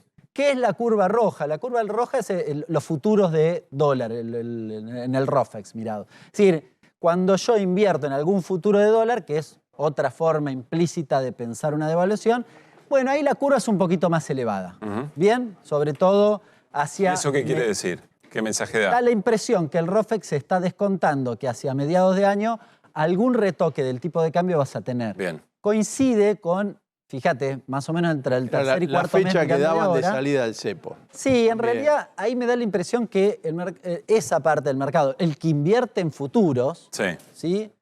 Está pensando que tal vez por las presiones del sector agropecuario, por ejemplo, por las necesidades de dólares del gobierno, va a tener que haber una devaluación un poquito más alta, tampoco demasiado elevada, 6-7%, pero más parecido a lo que decía Cavallo. ¿Te acordás que lo analizamos acá? Más parecido a eso. Bueno, el REM dice otra cosa, ¿no? El REM en general es más moderado, después hacia finales de año se juntan. Ahora, fíjate en la tercera, porque hasta acá, fantástico, ¿le creen a Milei? Sí, el mercado le cree a Milei con alguna diferencia más, pero le creen a Milei. Ahora, esto también es dato del REM, pero acá son datos de qué cree que el mercado que va a pasar con lo que podríamos denominar como economía real. Actividad y desocupación. La actividad, básicamente, a la baja, 3,5%. De hecho, a principios de año, en realidad a finales del año pasado, la caída se estimaba en 2,5% y se incrementó 1 punto. Es decir, el mercado está viendo... ¿La barra roja de la actividad es la caída hacia fin de año? No, es la caída para todo este año medida en la última medición, en la medición de abril, en la medición que salió hoy. Es lo que cae por mes. Las anteriores, ¿no? Son las... es lo que cae por mes, después tenés que ver... Este es anual, ¿no? Es decir, ¿cuánto va a terminar la actividad en el año? La columna De hecho, anterior cada es trimestral el mes pasado. Creían que iba... Claro, que estaba parecida. Si te alejas 3-4 meses, la caída se estimaba menor. Es decir, se está incrementando la estimación de caída de la actividad. Bien. Entiendo. Y cuando ves desocupación pasa lo inverso. A Se ver. está incrementando. La misma placa con desocupación. Pero la cantidad de desocupados, ¿no? En este caso. Claro. Se mueve a la inversa. Y fíjate, hacia finales del año, el último dato del año pasado era 5,7, si no me equivoco.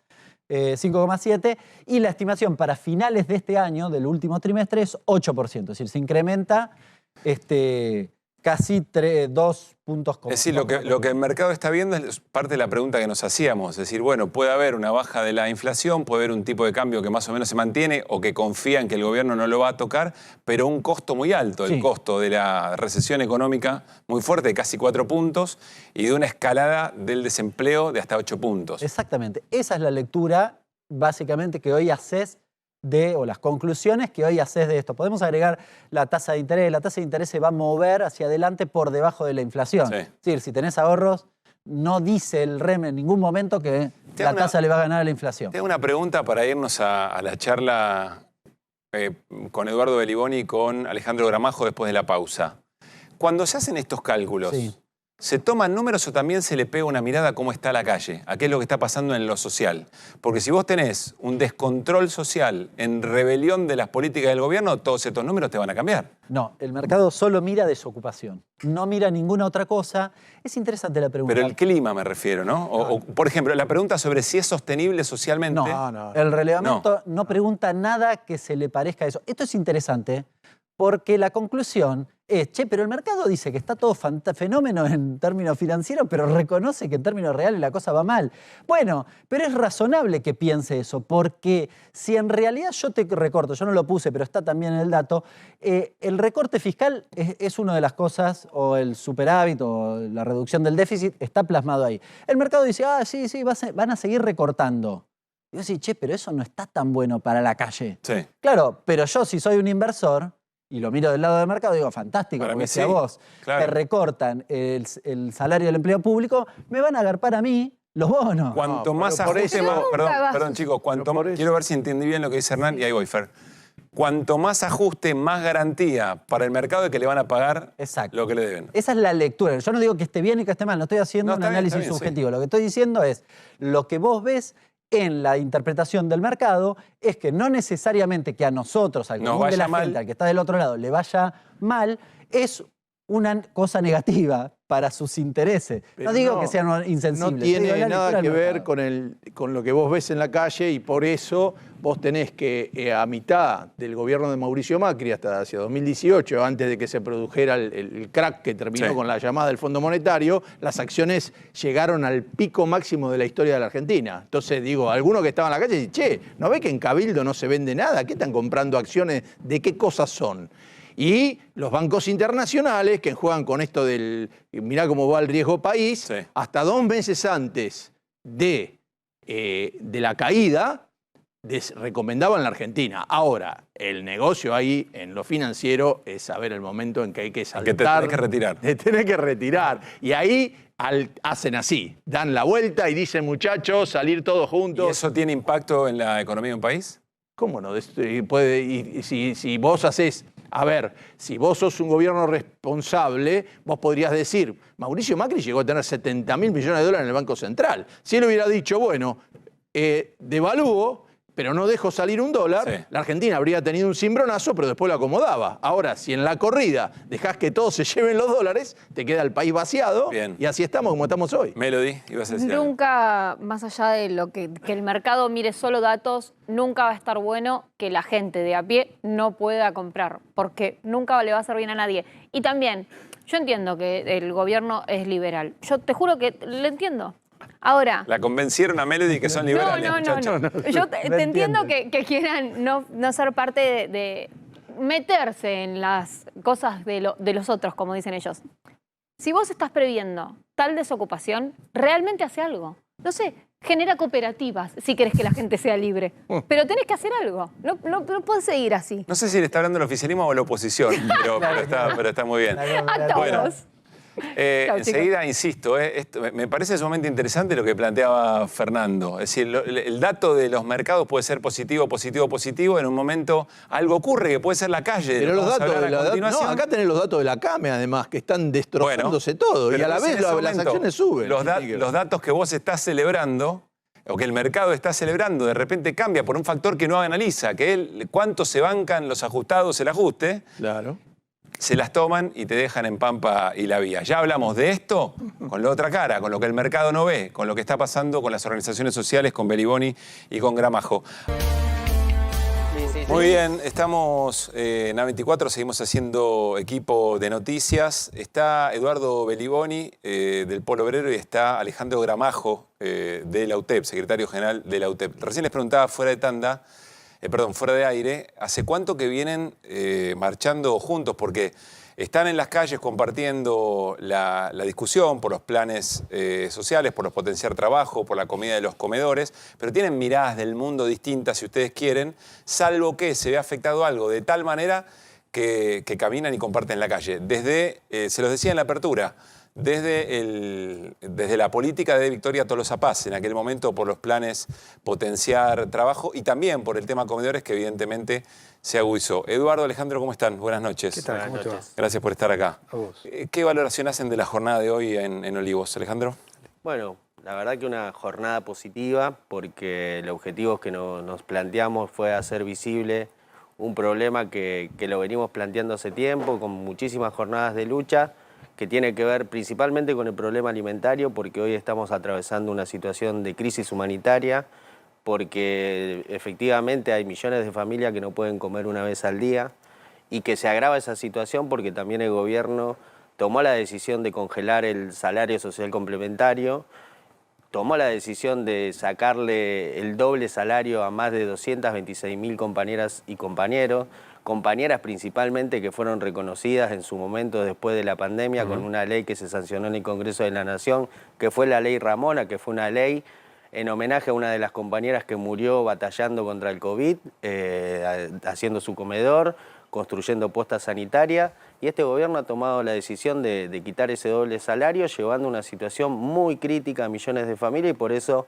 junto con los compañeros de la Unidad Piquetera y muchísimas organizaciones populares, comunitarias, sociales de toda la Argentina, venimos haciendo diferentes jornadas de lucha y que hoy tuvo una movilización extraordinaria en cada uno de los puntos, más de 500 puntos a lo largo y a lo ancho de toda la Argentina, que tuvo un epicentro en la Quinta de Olivos, y ustedes vieron la movilización extraordinaria. La respuesta del gobierno fue, se acercaron algunos negociadores a proponernos que nos iba a recibir el intendente de la Quinta de Olivos, que es una persona que no puede ser una buena persona, pero no resuelve de la Quinta de Olivos. El que supuestamente funcionario de Petovelo. El que supuestamente se encarga de cuidar los perros del presidente. Bueno, creo que hay un nivel. Perdóname, Alejandro, quiero entender esto bien. En el momento de la movilización, insistimos, 500 cortes a lo largo de todo el país, epicentro allí en Vicente López. En el momento de la concentración, ¿se acercó alguien a decirle que los iba a recibir el intendente de la Quinta de Olivos? Que nos proponían una reunión con el intendente de la Quinta de Olivos, que insisto, puede ser una buena persona, yo no lo conozco, no voy a hacer una valoración personal, pero no tiene ningún tipo de capacidad de resolver absolutamente nada. Yo creo que el gobierno está subestimando la realidad. Es cierto, festeja los números de la macro, festejan las encuestas que no sé quién pagará, encuestas que permanentemente está tuiteando el presidente, pero el termómetro de la realidad, la encuesta de la realidad, que incluso nos sorprendió algo hoy en Olivos, que es una zona que seguramente el presidente ha sacado muchos votos.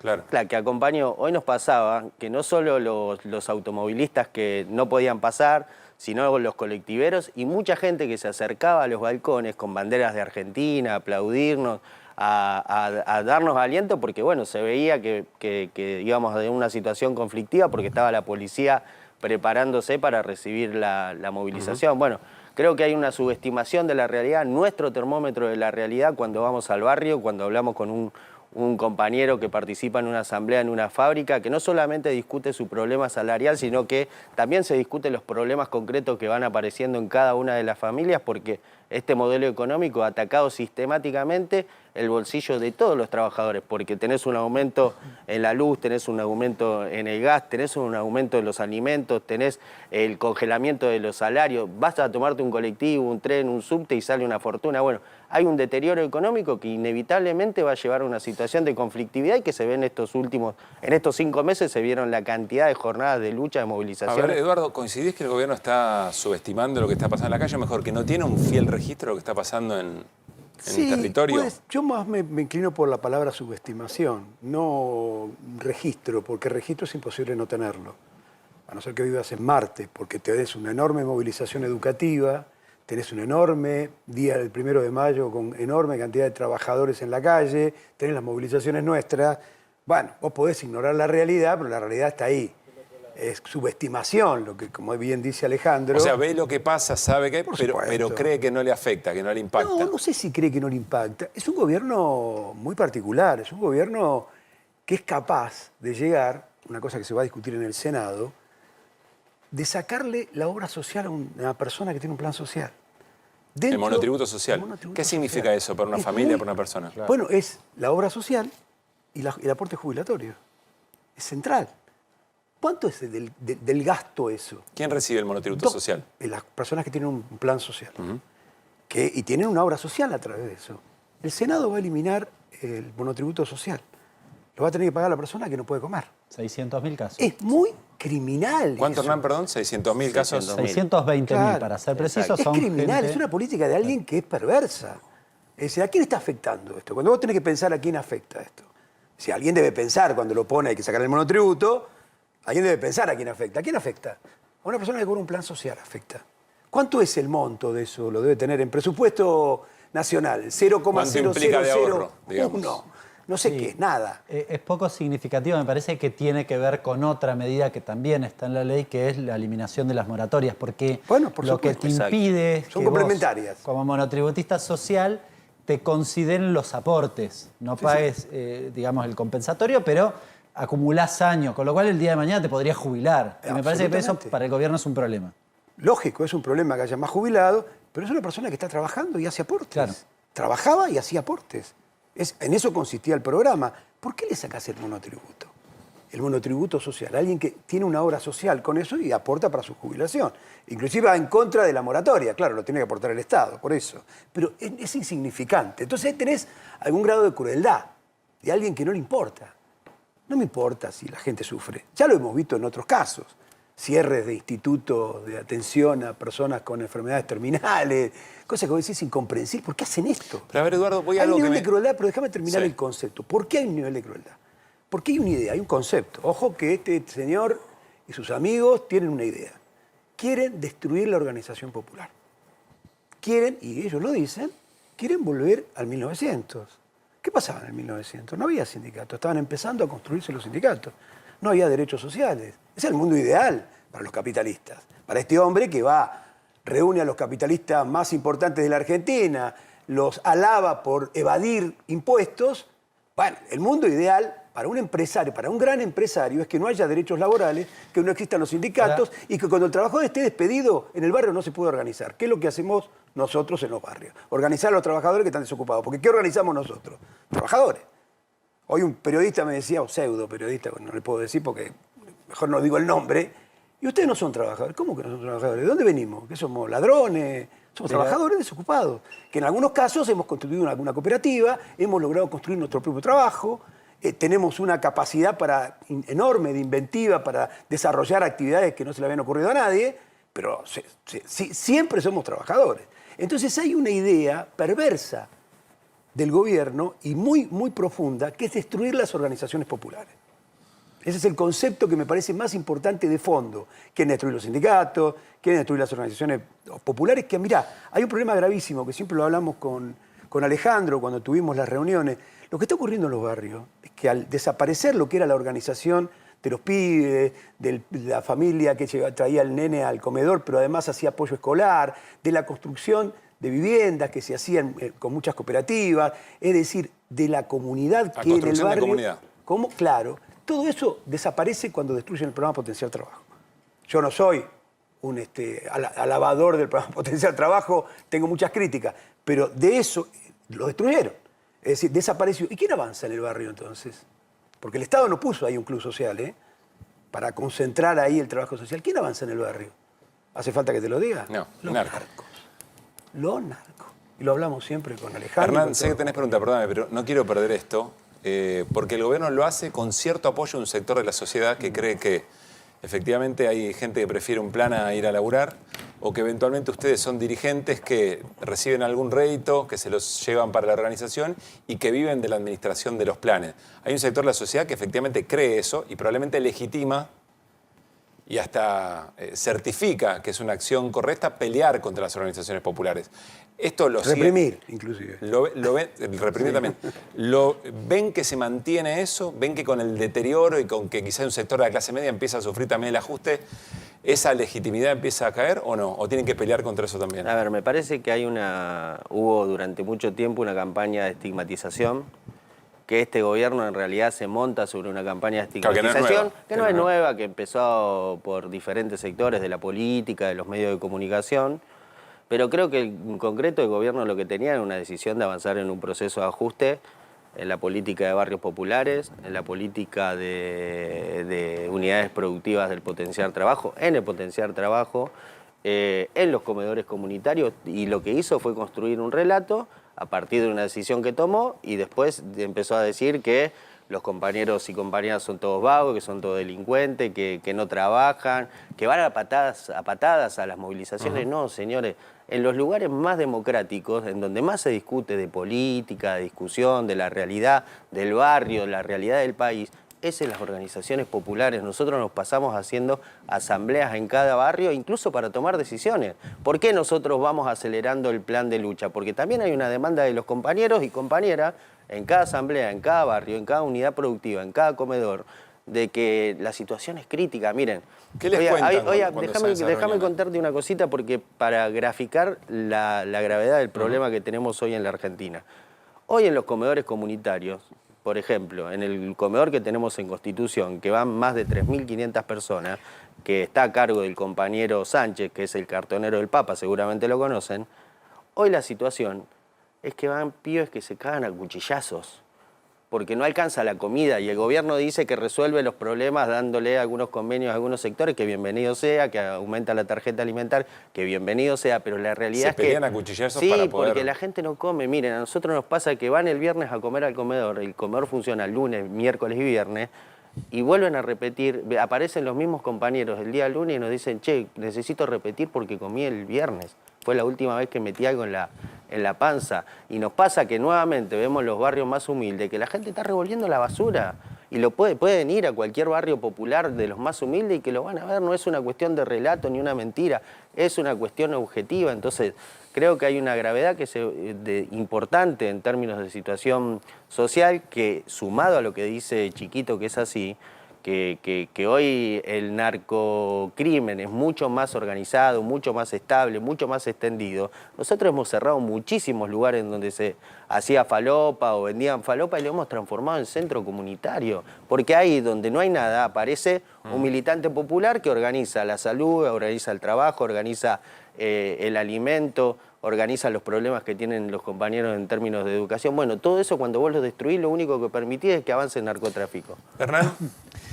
Acá el día domingo en GPS, Raúl Timerman, que me merece mucho respeto, mostraba algunas placas de una aceptación popular que tiene Milei arriba del 50%. La verdad que cuando uno ve y comenta estas cuestiones, tal vez le puede sorprender. Ahora, ¿cómo se entiende que con semejante ajuste y con lo que ustedes están viviendo y que imagino que les debe decir la gente en cualquier barrio, se compatibiliza con el 50% de la gente diciendo esto está bien? Mirá, yo no soy sociólogo. Eso es una pregunta para un sociólogo. Para un psicólogo, te diría en algunos casos. Pero nosotros hemos visto muchos compañeros que en los barrios votaron a Milei. Y hemos tenido debate, como bien decía Alejandro, porque yo coincido con todo lo que dijo, pero hago hincapié en el tema de la democracia que hay en los barrios. Es decir, antes existían los punteros en los barrios, que dependía del intendente, y ese era el que decía lo que se hacía y lo que no se hacía. Hoy hay organizaciones populares que discutimos en asamblea, unos con una opinión, otros con otra, no tiene ninguna importancia eso. Es como una fábrica donde si hay democracia, la gente discute y debate. Y ahí hemos tenido casos de gente que votaba a Milei. Claramente. ¿Y qué dicen hoy? Y hoy están empezando a rever. Yo ya vi varios arrepentidos, pobres, y yo no creo que en esas encuestas. Yo soy como Chiche Helblum, que dijo el otro día, no creo en ninguna de esas encuestas, yo veo el termómetro de la calle y a mí no me da eso. Y lo que yo he visto, que hay muchas razones por las cuales se votó a Milei. Está claro, ustedes también lo saben, digamos, por bronca con el gobierno anterior, porque muchos inclusive cuando le hablamos del Estado, ¿dónde está el Estado acá? A mí no, el Estado no me sirve para nada. Hay un 50% de la población o más, el 60%, que trabaja sin derecho, que no está registrada, que entonces está a merced de la patronal y entonces no tiene ningún derecho. Entonces no dice, cuando le hablamos, defendamos los convenios, te miran como diciendo, ¿de qué estás hablando? ¿Qué es un convenio? Porque no lo tienen. Claro. Ahí tenemos una responsabilidad también, los que estamos del lado de la clase obrera y no supimos defender la idea de que el trabajo negro hay que combatirlo violentamente. Es decir, desde los gobiernos, los que son gobierno, y nosotros desde el movimiento popular, no puede haber trabajo no registrado, porque es para el trabajador que tiene convenio, bueno, es de una desventaja enorme. Hoy va a llevar mucho tiempo revertir eso, Eduardo. Puede ser, no sé. Y mientras tenés que hacer cosas, ¿no? Bueno, por supuesto, pero primero tenés que tomar esa determinación. Es decir, vos tenés que cambiar una realidad de un 60% de trabajo no registrado. Bueno, hay que luchar contra eso y los sindicatos deberían tener eso como objetivo. No lo tienen. La mayoría de las fábricas en este país no tiene delegados. La mayoría de las fábricas de este país, no las grandes, te estoy hablando de las pequeñas fábricas. Y ahora directamente quieren hacer desaparecer con la ley en el Senado el derecho, si te trabajas en un lugar que tiene 6 o 5 o menos personas, ya no sos un trabajador. Vendrías a ser, ¿cómo se llama? Sí, hay un régimen Sí, nuevo. Pero el término, colaborador. Es verdad. Es decir, desaparece el derecho, la relación de dependencia. Y es muy fácil, si vos Bueno, pero tenés el gobierno hace todo 30 eso, empleados, lo dividís. Pero Eduardo, el gobierno hace todo eso en nombre de tratar de incentivar la formalización laboral. ¿Eso es una afirmación tuya? O... No, digo que el gobierno... Yo te cuento lo que dice el gobierno.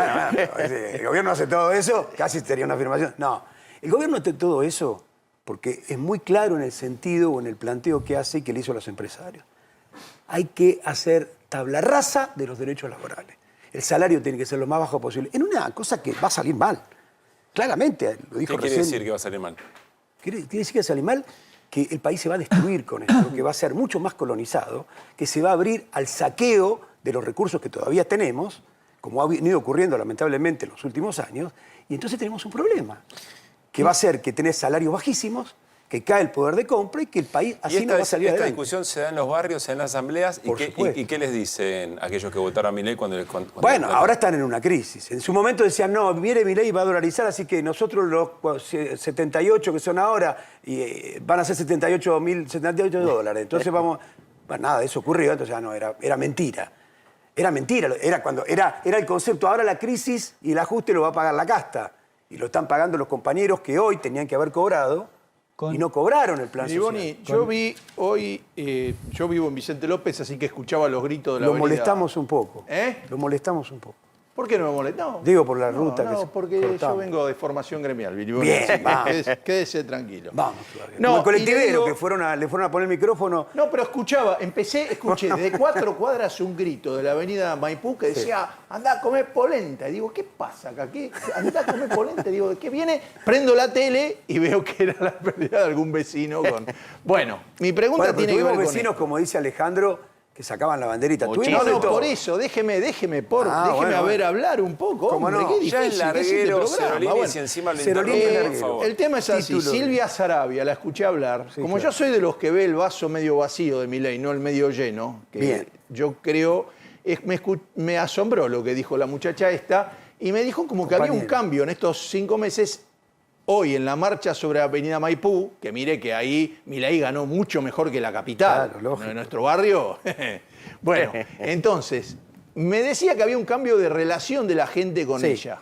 Totalmente. Y yo me puse a ver, porque yo el medio vaso vacío lo hago de esta manera. Yo subo En la construcción yo creo que Milei debe haber sacado un porcentaje parecido a lo que ganó a nivel nacional. Totalmente. Y lo primero que hizo es ¡pac! De 100.000 movida echó puestos de 100 o trabajo. 200.000 tipos a la calle. Que eso, si lo multiplica por 4, da cientos de miles de personas. Después cerró los comedores, después le está por meter un impuesto a las ganancias a 1 millón de trabajadores.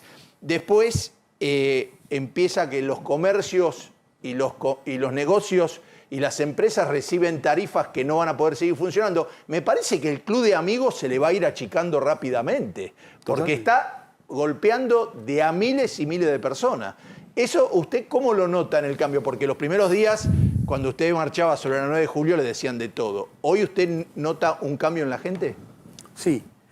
Y como decía también Alejandro, y lo vivimos los dos, con cierta sorpresa, no lo voy a negar, sectores de esa zona y automovilistas y este colectivero que nos sorprendió mucho, que lo fueron a buscar con toda la maledicencia de un cronista, no lo vamos a mandar al frente, y el que estaba en el canal también decía, esto es una barbaridad, le cortan. Entonces, ¿cómo lo molesta a usted el corte? El colectivero con una conciencia de clase extraordinaria dijo, a mí no me molesta nada de todo esto, está muy bien, hay que luchar, esto es un desastre. No ocurría eso. Eso es un cambio. También cuando pasamos por una obra en construcción, los obreros levantaban la mano, aplaudían, porque empieza a haber una conciencia. Tenemos 5 meses recién de este gobierno, pero empieza a haber una conciencia acerca de que este gobierno hay que pelearle fuerte porque no negocia absolutamente nada. Digamos, no se sienta a discutir los problemas. Por ejemplo, vamos a nuestro caso, Petovelo. Nunca nos recibió para discutir los problemas. Dice cualquier cosa, cualquier batata, porque dice cualquier batata, dice, acá no se rendía la comida. Falso. Falso, le podemos mostrar todos los remitos, íbamos a hacer una conferencia de prensa con todos los remitos que íbamos a llevar una tonelada de remitos que les rendimos al Estado. Es falso. Ahora, nunca nos recibe. Es un gobierno que miente, que tiene un relato, que se encierra y que no discute con nadie. Bueno, entonces empieza a chocar con sectores. Lo mismo que dice de nosotros, auditoría decía de la universidad pública. Y un día salieron 1 millón de personas Sí, en lo la tenía calle. anotado la UBA también, claro, otro grupo. Tenemos 1 millón de personas en la calle. Melody tiene pregunta. Trajiste la marcha de la uva. Y a partir de eso vimos que Cristina reaparece constantemente mucho más que antes. ¿Tiene que ver con el contexto? ¿Qué lectura hacen No, pelear con ustedes? Gramajo. Porque antes viste que hacía algún Venía bien. TikTokcito. Con Gramajo y con algunos de acá también, no me van a hablar. Acá es donde se demuestra que caminaron, que anduvieron senderos distintos, pero le da más valor incluso Por a supuesto. lo que están haciendo. No, los- mira, nosotros, yo considero el trabajo que estamos haciendo, y siempre lo consideré, aunque estuviéramos en un momento los compañeros integraron el gobierno, para mí es como una fábrica. Yo en una fábrica discuto contra el patrón, no contra el compañero que tengo al lado que piensa diferente. Puede pensar diferente, pero el compañero que viene de extracción sindical lo debe entender mejor. Para mí el que está al lado es un compañero de trabajo. No sé lo que piensa, puede pensar lo que quiera, pero nos une una relación que tiene que ver con que tenemos los mismos problemas y el mismo, digamos, no vamos a decir enemigo, sino el mismo patrón. El mismo Por lo conflicto tanto, de el interés. mismo interés común para defendernos, y eso es lo que le da fuerza a los trabajadores. Mirá, no puedo calificar la aparición de Cristina, digamos, por supuesto, durante 5 meses, durante 4 meses no había aparecido. Y nosotros ya estábamos en la calle hace rato. Está muy bien que aparezca, está muy bien que diga lo que diga, pero a mí lo que no me gustó, por ejemplo, es que ella unos días antes hizo un acto en Quilmes y no llamó a ir a la puerta del Congreso, donde estuvimos con Gramajo. Tendría que haber llamado ese día. Para la discusión en diputados. Lógico, con toda la gente que estaba ahí tenía que haberle dicho, pasado mañana, porque eran 2 días antes, tenemos que ir toda a la puerta del Congreso, porque esta ley no puede salir.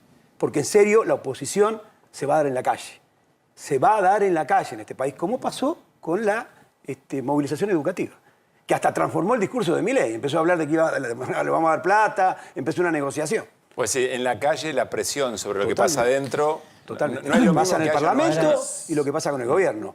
Hoy la disputa está en la calle. Entonces, todo aquel que diga yo estoy en contra de Milei, tiene que estar en la calle. Ahí voy, Hernán, ¿vos qué decís, Alejandro? No, ¿qué es eso? Hoy creo que no hay... Y de la reaparición de Cristina, digo, ¿no? No, pero al margen, a mí me parece bien que aparezcan todos los compañeros y compañeras porque creo que hoy está claro que este gobierno no deja dudas de lo que vino a hacer. Vino a empobrecer, a destruir el salario de los trabajadores, destruir a los jubilados, a empobrecer al 80% del pueblo argentino y vino a construir instrumentos jurídicos legales como es el DNU y la ley bases para avanzar en un proceso de saqueo sistemático de los recursos estratégicos de nuestra nación y por lo tanto no tiene que haber contradicciones entre los diferentes actores del campo nacional y popular, de la izquierda, de los sindicatos y de todos los que tenemos que ponernos al frente para defender a nuestro país porque, insisto, hoy no hay contradicciones. Vino a empobrecer al pueblo y vino a saquear los recursos de nuestro país. Entonces, yo me tengo que poner espalda con todos los compañeros, independientemente de la discusión que tengamos que dar después en términos de salida política, porque seguramente vamos a tener... Si yo la me pongo a discusión de ustedes si es yo de me- salida política, de construcción si política. yo me pongo a discutir eso, seguramente tengamos No discutimos diferencias. hoy de política. Creo Nos que ponemos de acuerdo para luchar por en las las reivindicaciones. cosas concretas y en las cosas que son urgentes y que son centrales, Lógico. porque si avanza este modelo, se estabiliza este modelo con un 75% de pobreza, un 85% de pobreza y se avanza en las reformas estructurales que quiere hacer el gobierno de Milei, estamos hablando de que nos vamos a despertar en otra Argentina, quizás con niveles de retroceso que va a ser muy difícil de revertir. Entonces yo con todos los compañeros, con los compañeros de la CGT, con los compañeros de la izquierda, con los compañeros del peronismo, con los radicales, porque tenemos que construir mayoría social en la calle y tenemos que construir mayoría parlamentaria para impedir que avance en este caso la ley base que se va a votar en senadores y por lo tanto tenemos que tener una estrategia para persuadir, convencer a todos los senadores y también tenemos que construir una gran movilización popular porque el elemento central de freno a este gobierno, incluso algunos compañeros que tienen duda, que tienen que votar, es la movilización popular. Es el camino que nosotros creemos que es el que hay que recorrer. Sí, una última, muy cortita, dos cuestiones. ¿Cómo ven el escenario de conflictividad social en los próximos 3 meses? Me debatía internamente decirles la próxima semana, 3 meses, ¿qué? Pero supongamos en los próximos 3 meses y cuál es el plan de lucha, el plan de acción que hay, me parece que 3 meses para eso es muy largo, que tienen en mente. No, yo creo que el nivel de conflicto va creciendo de una manera exponencial, porque, insisto, cuando vos no le das salida a ninguno de los conflictos sociales ni sectoriales, porque este gobierno tiene la lógica de no sentarse a dialogar ni con los sindicatos, ni Bueno, con los gobernadores se está negociando. Sí, más o menos, tampoco, porque hemos visto cosas que han pasado con la primera ley ómnibus que fue un papelón. No de es lo que parte está del pasando gobierno. ahora en el- Más o menos, más o menos. ¿Es información o es intuición? No, nosotros hablamos con todo el mundo. Sí. Yo no quiero comprometer a nadie, pero nosotros hablamos con todo el mundo porque también hay preocupaciones, porque este es un gobierno raro, que no es normal muchas de las cosas que hacen y hay muchos gobernadores que se preocupan. ¿Vos decís que el gobierno Porque cree que tiene voto de gobernadores que en realidad no tiene? yo creo que se puede llegar a llevar una sorpresa porque hay preocupación de lo que puede pasar para adelante y incluso si hay movilización popular como la que se viene expresando en estos 5 meses, todos se preguntan qué es lo que hay que hacer. Bueno, a mí me parece que el nivel de conflicto va a ir en ascenso porque, insisto, este gobierno no dialoga con nadie, no resuelve el problema de los alimentos, no resuelve el problema de las cooperativas, no resuelve el problema del salario de los trabajadores formales. Yo participé de las 2 reuniones del Consejo del Salario y fui testigo de cómo el gobierno construyó estrategia para no discutir el aumento del salario de los trabajadores. Bueno, eso es un problema hoy en la Argentina y creo que eso lleva a que el nivel de conflicto vaya creciendo, que va a ser cada vez más duro, más violento, porque cuando vos no le das... ¿Ven riesgo de estallido? Yo veo problemas, sí, porque, insisto, cuando vos a la familia, una familia que no tiene para morfar, que no tiene para comprar medicamentos, que no tiene, no le alcanza la guita, antes tenía la cooperativa, antes tenía la unidad productiva, incluso aquella familia que no tenía un programa, no tenía un potencial, tenía el comedor, que podía ir a comer aunque sea una vez al día. Y cuando vos no le ves que tu pibe se está cagando de hambre, que tu viejito que lo tenés postrado en la cama, no tenés para los medicamentos, no tiene para morfar, ¿qué te pensás que va a hacer la gente? ¿Qué te pensás que va a hacer la gente? Y está dinamitando eso, está abriendo las puertas a un nivel de... Y lo ves, vos lo ves, ves noticiero, ves en el interior, el nivel de violencia horizontal que empieza a crecer, es preocupante. Es preocupante porque la situación es crítica. Nosotros no lo decimos porque estamos solamente en contra de este gobierno en términos ideológicos, sino porque nos preocupa la realidad de nuestra gente, que se muere de hambre. Eduardo, ¿van a movilizar el jueves? Déjame que le conteste también a los 3 meses de Lecha. El escenario en la Argentina se presenta con alternativas, con posibilidades de alternativas distintas. Si la ley es votada en el Senado, cosa que yo no descarto, de ninguna manera, porque yo no tengo la información que tiene Sí. Alejandro. ¿Vos crees que la ley se vota? No, yo creo que se puede votar, que es una posibilidad. Nosotros vamos a luchar en contra de que eso ocurra. Y ya hemos discutido, vamos a ir todos a la Plaza de Mayo, hay que convocar a todo el mundo. Para nosotros debería haber un paro y una movilización de la CGT, claramente. Y si triunfa la ley, entonces tenemos que ir a profundizar nuestro plan de lucha. Si la ley pasa. Si la ley no pasa, veremos, ese es otro escenario. Si la ley pasa, tenemos un escenario muy complicado. Porque entonces no solo están todas las leyes y toda la porquería, no solo legal, jurídica, la reforma laboral, sino que está también el blanqueo de capitales que favorece a los narcos, entre otras cosas. Entonces tenemos un escenario terrible. ¿Qué pasa en ese escenario? En el otro, te diría que es más fácil. Si la ley es derrotada, no sé qué va a pasar con el gobierno de Milei. Veremos. ¿Pero qué significa profundizar el plan de lucha? Profundizar el plan de lucha no el nuestro, no el plan de lucha de la unidad piquetera. Significa que tenemos que ir a un proceso de paros escalonados hasta la huelga general para derrotar lo que no pudimos hacer a través de los parlamentarios, que en muchos casos se venden por un plato de garbanzo, como ya ocurrió. ¿No nos acordamos de la ley Baneco? Nos acordamos de la ley Baneco, ¿no? La que mostraba a Flamarique comprando senadores. Todo puede ocurrir en la Argentina. Vivimos en este escenario. Es decir, puede ocurrir que aunque el gobernador le diga vota esto, vote otra cosa. No importa lo que le diga el gobernador. Porque pasa de todo. Y nosotros particularmente no confiamos en el Senado y en el Parlamento en general como el vehículo de las aspiraciones populares. Entonces, ¿dónde están las posibilidades, las aspiraciones populares? Por supuesto en la concentración que va a haber el día que se vote. Presionando para que los que tienen dudas no tengan dudas que hay un pueblo atrás de esto. Diciendo no. Y si se vota, profundizando un plan de lucha, porque que se vote una ley y que la voten de la manera en la que la voten, no quiere decir que nosotros nos tengamos que rendir. Todo lo contrario, vamos a tener que profundizar ese plan de lucha, no nosotros los piqueteros. El movimiento obrero de conjunto, porque lo que está en riesgo, mirá, hay una parte de la legislación que es tremenda de la nueva legislación, que va a hacer desaparecer la posibilidad de que un delegado defienda a sus compañeros, porque se elimina la ley de reinstalación, el proceso de reinstalación de los delegados. Eso se conquistó, fue una conquista, porque entonces el patrón no tenía, bueno, te echo porque sos despido delegado. por discriminación. Totalmente. Lo explico muy rápido. Antes pasaba que si había un despido por discriminación ideológica, cuando ibas a pelearla te tenía que volver a tu puesto de trabajo. Ahora te pagan una indemnización un poco más grande y no te tienen que restar. Con lo cual se destruye la organización obrera. Porque el secretario general está allá arriba, no está en la fábrica, no está el delegado. Entonces, lógicamente hay que luchar contra esta ley. Ahora, para que no se vote, y si se vota, tenemos que profundizar el plan de lucha. Eduardo, Alejandro, gracias por haber venido. Gracias a ustedes. Muy amables. Al contrario, gracias a ustedes. Bueno, nos vamos, tiene que ver con esto, tiene que ver con lo que estamos conversando, con el poder adquisitivo del salario y eventualmente con la caída de la actividad, con la caída del consumo. Fer, ¿qué datos tenés para compartir?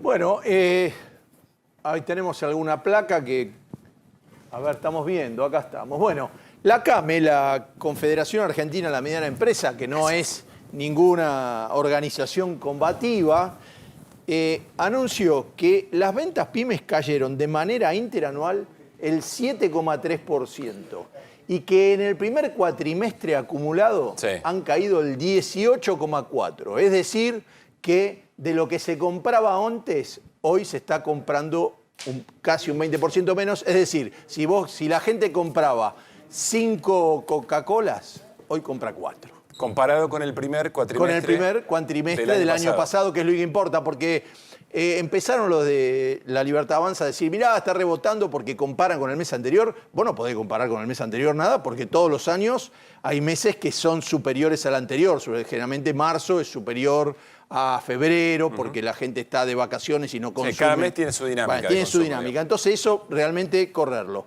Vamos a ver cuáles son los 5 rubros más afectados. El rubro más afectado es perfumerías, que es lo que hace que uno empiece a ver, cuando viene una crisis grande, la gente más desalineada. Porque ¿qué hace la gente? Bueno, escúchame, si no me puedo comprar el desodorante y el perfume, no me pasa nada, no me muero. En todo caso, le molestará al que está al lado, trataré de usar jabón, qué sé yo. pero ahí ahorran plata sin cambiar tanto la vida cotidiana. Esto ha caído un 23,3%, es una locura lo que ha caído. El de abajo es en el mes de abril. muy Y el distinto. acumulado es el 31,1%. Las farmacias, que es algo más inelástico, porque la gente pretende, si no es una cuestión que, si no, mirá, es para la piel porque se me arruga un poquito, es una cosa, pero si me voy a morir... Inelástico quiere decir que no podés recortar mucho. No ese podés consumo. recortar mucho en eso porque te empieza a afectar la vida directamente. Sí. Pero no está siendo inelástico, está cayendo un montón. Cayó el 18% y tiene un acumulado del 31,3%. Ferretería, materiales eléctricos de la construcción, que esto no es el consumo de cemento, que está aparte. Esto es el resto de las cosas, está en el 22,5%. De lo que se compraba antes, hay una quinta parte menos que la gente no está comprando. Es el 22% acumulado, el 11% en el mes. Y bazar, decoración, textiles para el hogar y muebles, 9,4%. 17,6 acumulado, y alimentos y bebidas, que es otra cosa bastante inelástica, Sí, claro. porque la gente es lo que preserva, 8,5, y si ves el acumulado, es 23,8, es terrible. Es decir, que se ha dejado de comprar una quinta parte de los alimentos que antes se compraban. Es decir, en términos macro, esto es lo que explica la caída de la actividad económica, Claro, pero en términos de la vida cotidiana de la gente, este es lo que significa en términos de lo que te sacaron. Lo que de te tu modo de sacaron, vivir. pero vos tenés que, esto está visto, esto no lo hicieron los de la CAME para esto, lo hicieron para que vean cómo están cayendo los dueños de los negocios. Vos tenés un negocio que te cae la quinta parte de lo que vos vendías y te aumenta paralelamente la luz y el gas y los alquileres. Realmente, yo no sé cuál es el negocio, tener un negocio hoy, ¿se entiende? Es una... Hay un dato, hay un dato adicional. No sé si trajiste el índice Costruya, no te lo quiero complicar. Pero a ver, Salió hombre, el dato hoy yo del sume porque yo no... el índice Costruya, que el índice Costruya es todo lo que tiene que ver con materiales de construcción. Una caída interanual del 20%. Viene de, digamos, 3 meses más o menos en esa caída. Está relacionado básicamente con 2 cuestiones. En parte con lo que tiene que ver con la suspensión de la obra pública. Pero la otra parte es, yo no hice un bañito en mi casa. Claro. ¿Se entiende? No, tengo un mango. pinté la pared, entró agua y eso mismo. no reparé. Se empiezan a ver los coches de una manera que se le rompe la luz y la gente no los cambia. Se empieza a ver, se empieza a notar en la vida cotidiana. Si uno recuerda los peores años en el 2001, 2002, se notaba un momento que la ciudad estaba más apagada las luces. Bueno, ahora esto de las luces empiezan a hacer ahorros algunos municipios, que es otra locura. Empiezan a pagar la iluminación pública, no sé, porque vienen cientos de millones de pesos. Claro. Pero bueno, podés apagar si estás manejando, es un peligro. Y si la gente... Y la seguridad. Y la seguridad, las dos cosas son un peligro, ¿no? Bueno, a ver, recordemos, va a ser una jornada muy intensa aquí hacia el final de la semana, porque está el debate en el Senado, lo que conversamos recién, habrá movilizaciones tratando de presionar los sectores que están en contra de la aprobación de la ley bases y el paquete fiscal, y también en ese contexto está el paro general del próximo jueves. Recordemos, Melody, qué es lo que sabemos hasta ahora respecto del acatamiento, sobre todo el tema transportes. Es así. Jueves desde las 00 hasta el viernes a las 00, colectivos, trenes, subte, aeropuertos, bancos, escuelas, hospitales, todo va a estar frenado.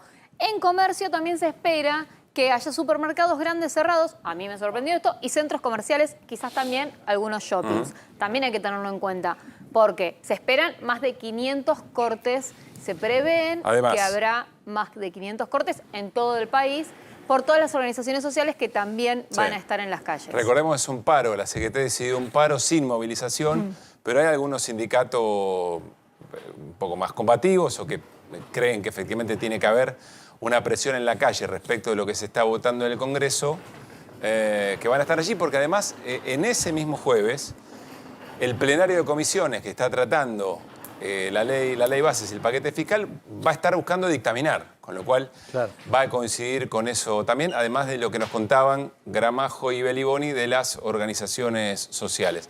Bueno, a partir de las 0, esto es de últimas horas, no se sabía cuánto iba a afectar el transporte, el paro, pero a partir de las 0 horas del jueves, es decir, ya el miércoles a las 12 de la noche, como nos cuenta Melody, habrá paro total de transporte.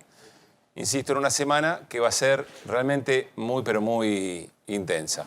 Bueno, ¿qué más nos quedó dando vuelta? ¿Algún datito por allí? A mí me llamó la atención, me parece muy elocuente la reaparición de Cristina Fernández de Kirchner hoy, sobre todo, y más allá de la invitación, la inauguración del Salón de Mujer del Bicentenario en el Instituto Patria.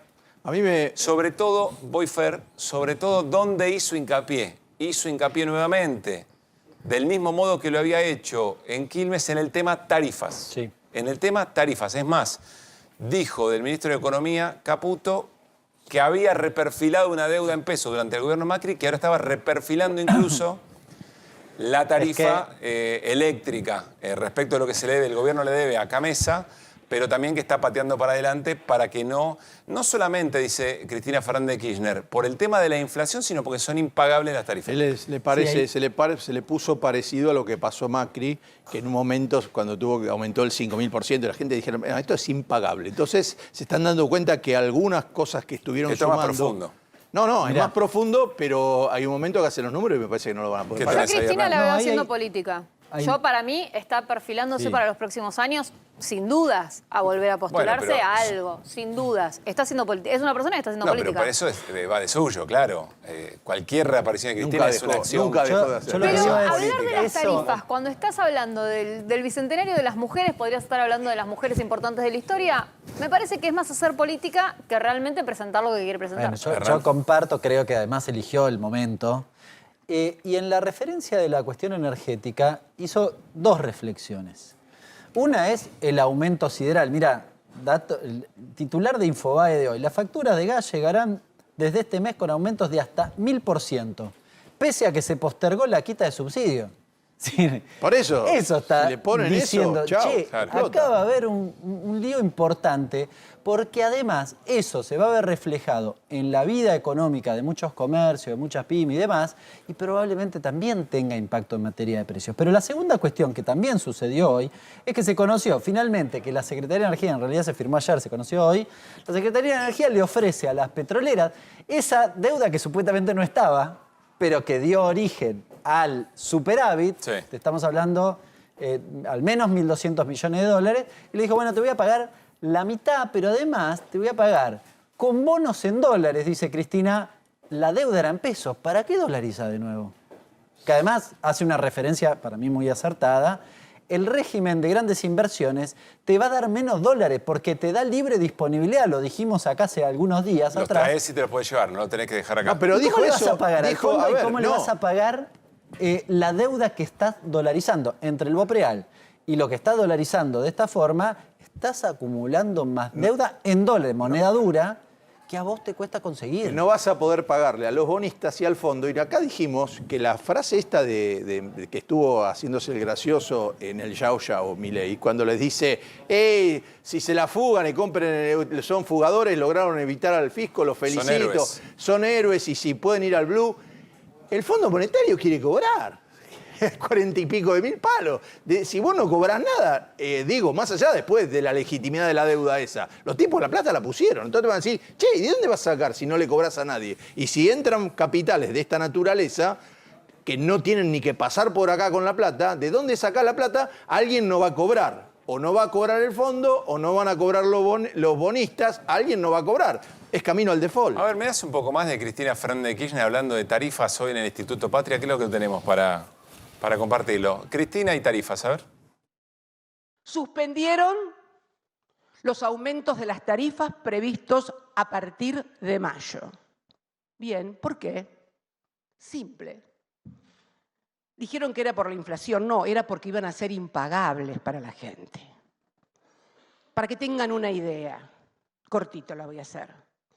Esas facturas que le llegaron al sector A1, que es el de los altos ingresos, y al resto, universidades, colegios, clubes, kioscos, peluquería, comercios, industria, etcétera, etcétera, etcétera. El precio monómico, el de dólar, y el del transporte, o sea, el de la generación y el del transporte, era de 44.000 pesos, porque están dolarizados, pero se pagan en pesos. 44.000 pesos más el valor de distribución, que fija cada jurisdicción provincial o municipal.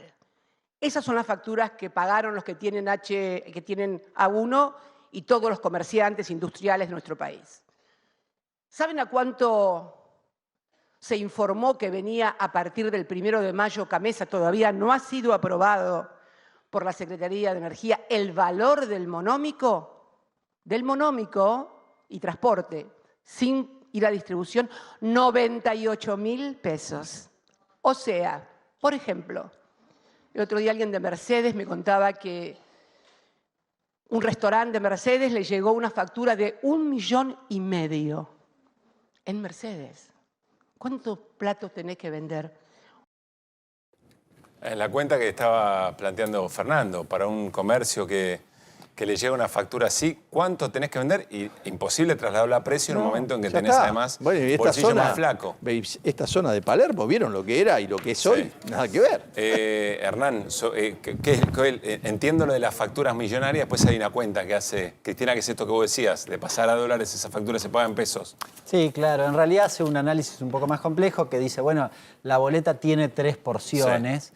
Y va un poquitito más allá y habla básicamente de una parte que es la distribución y dice, bueno, páguenla a las provincias.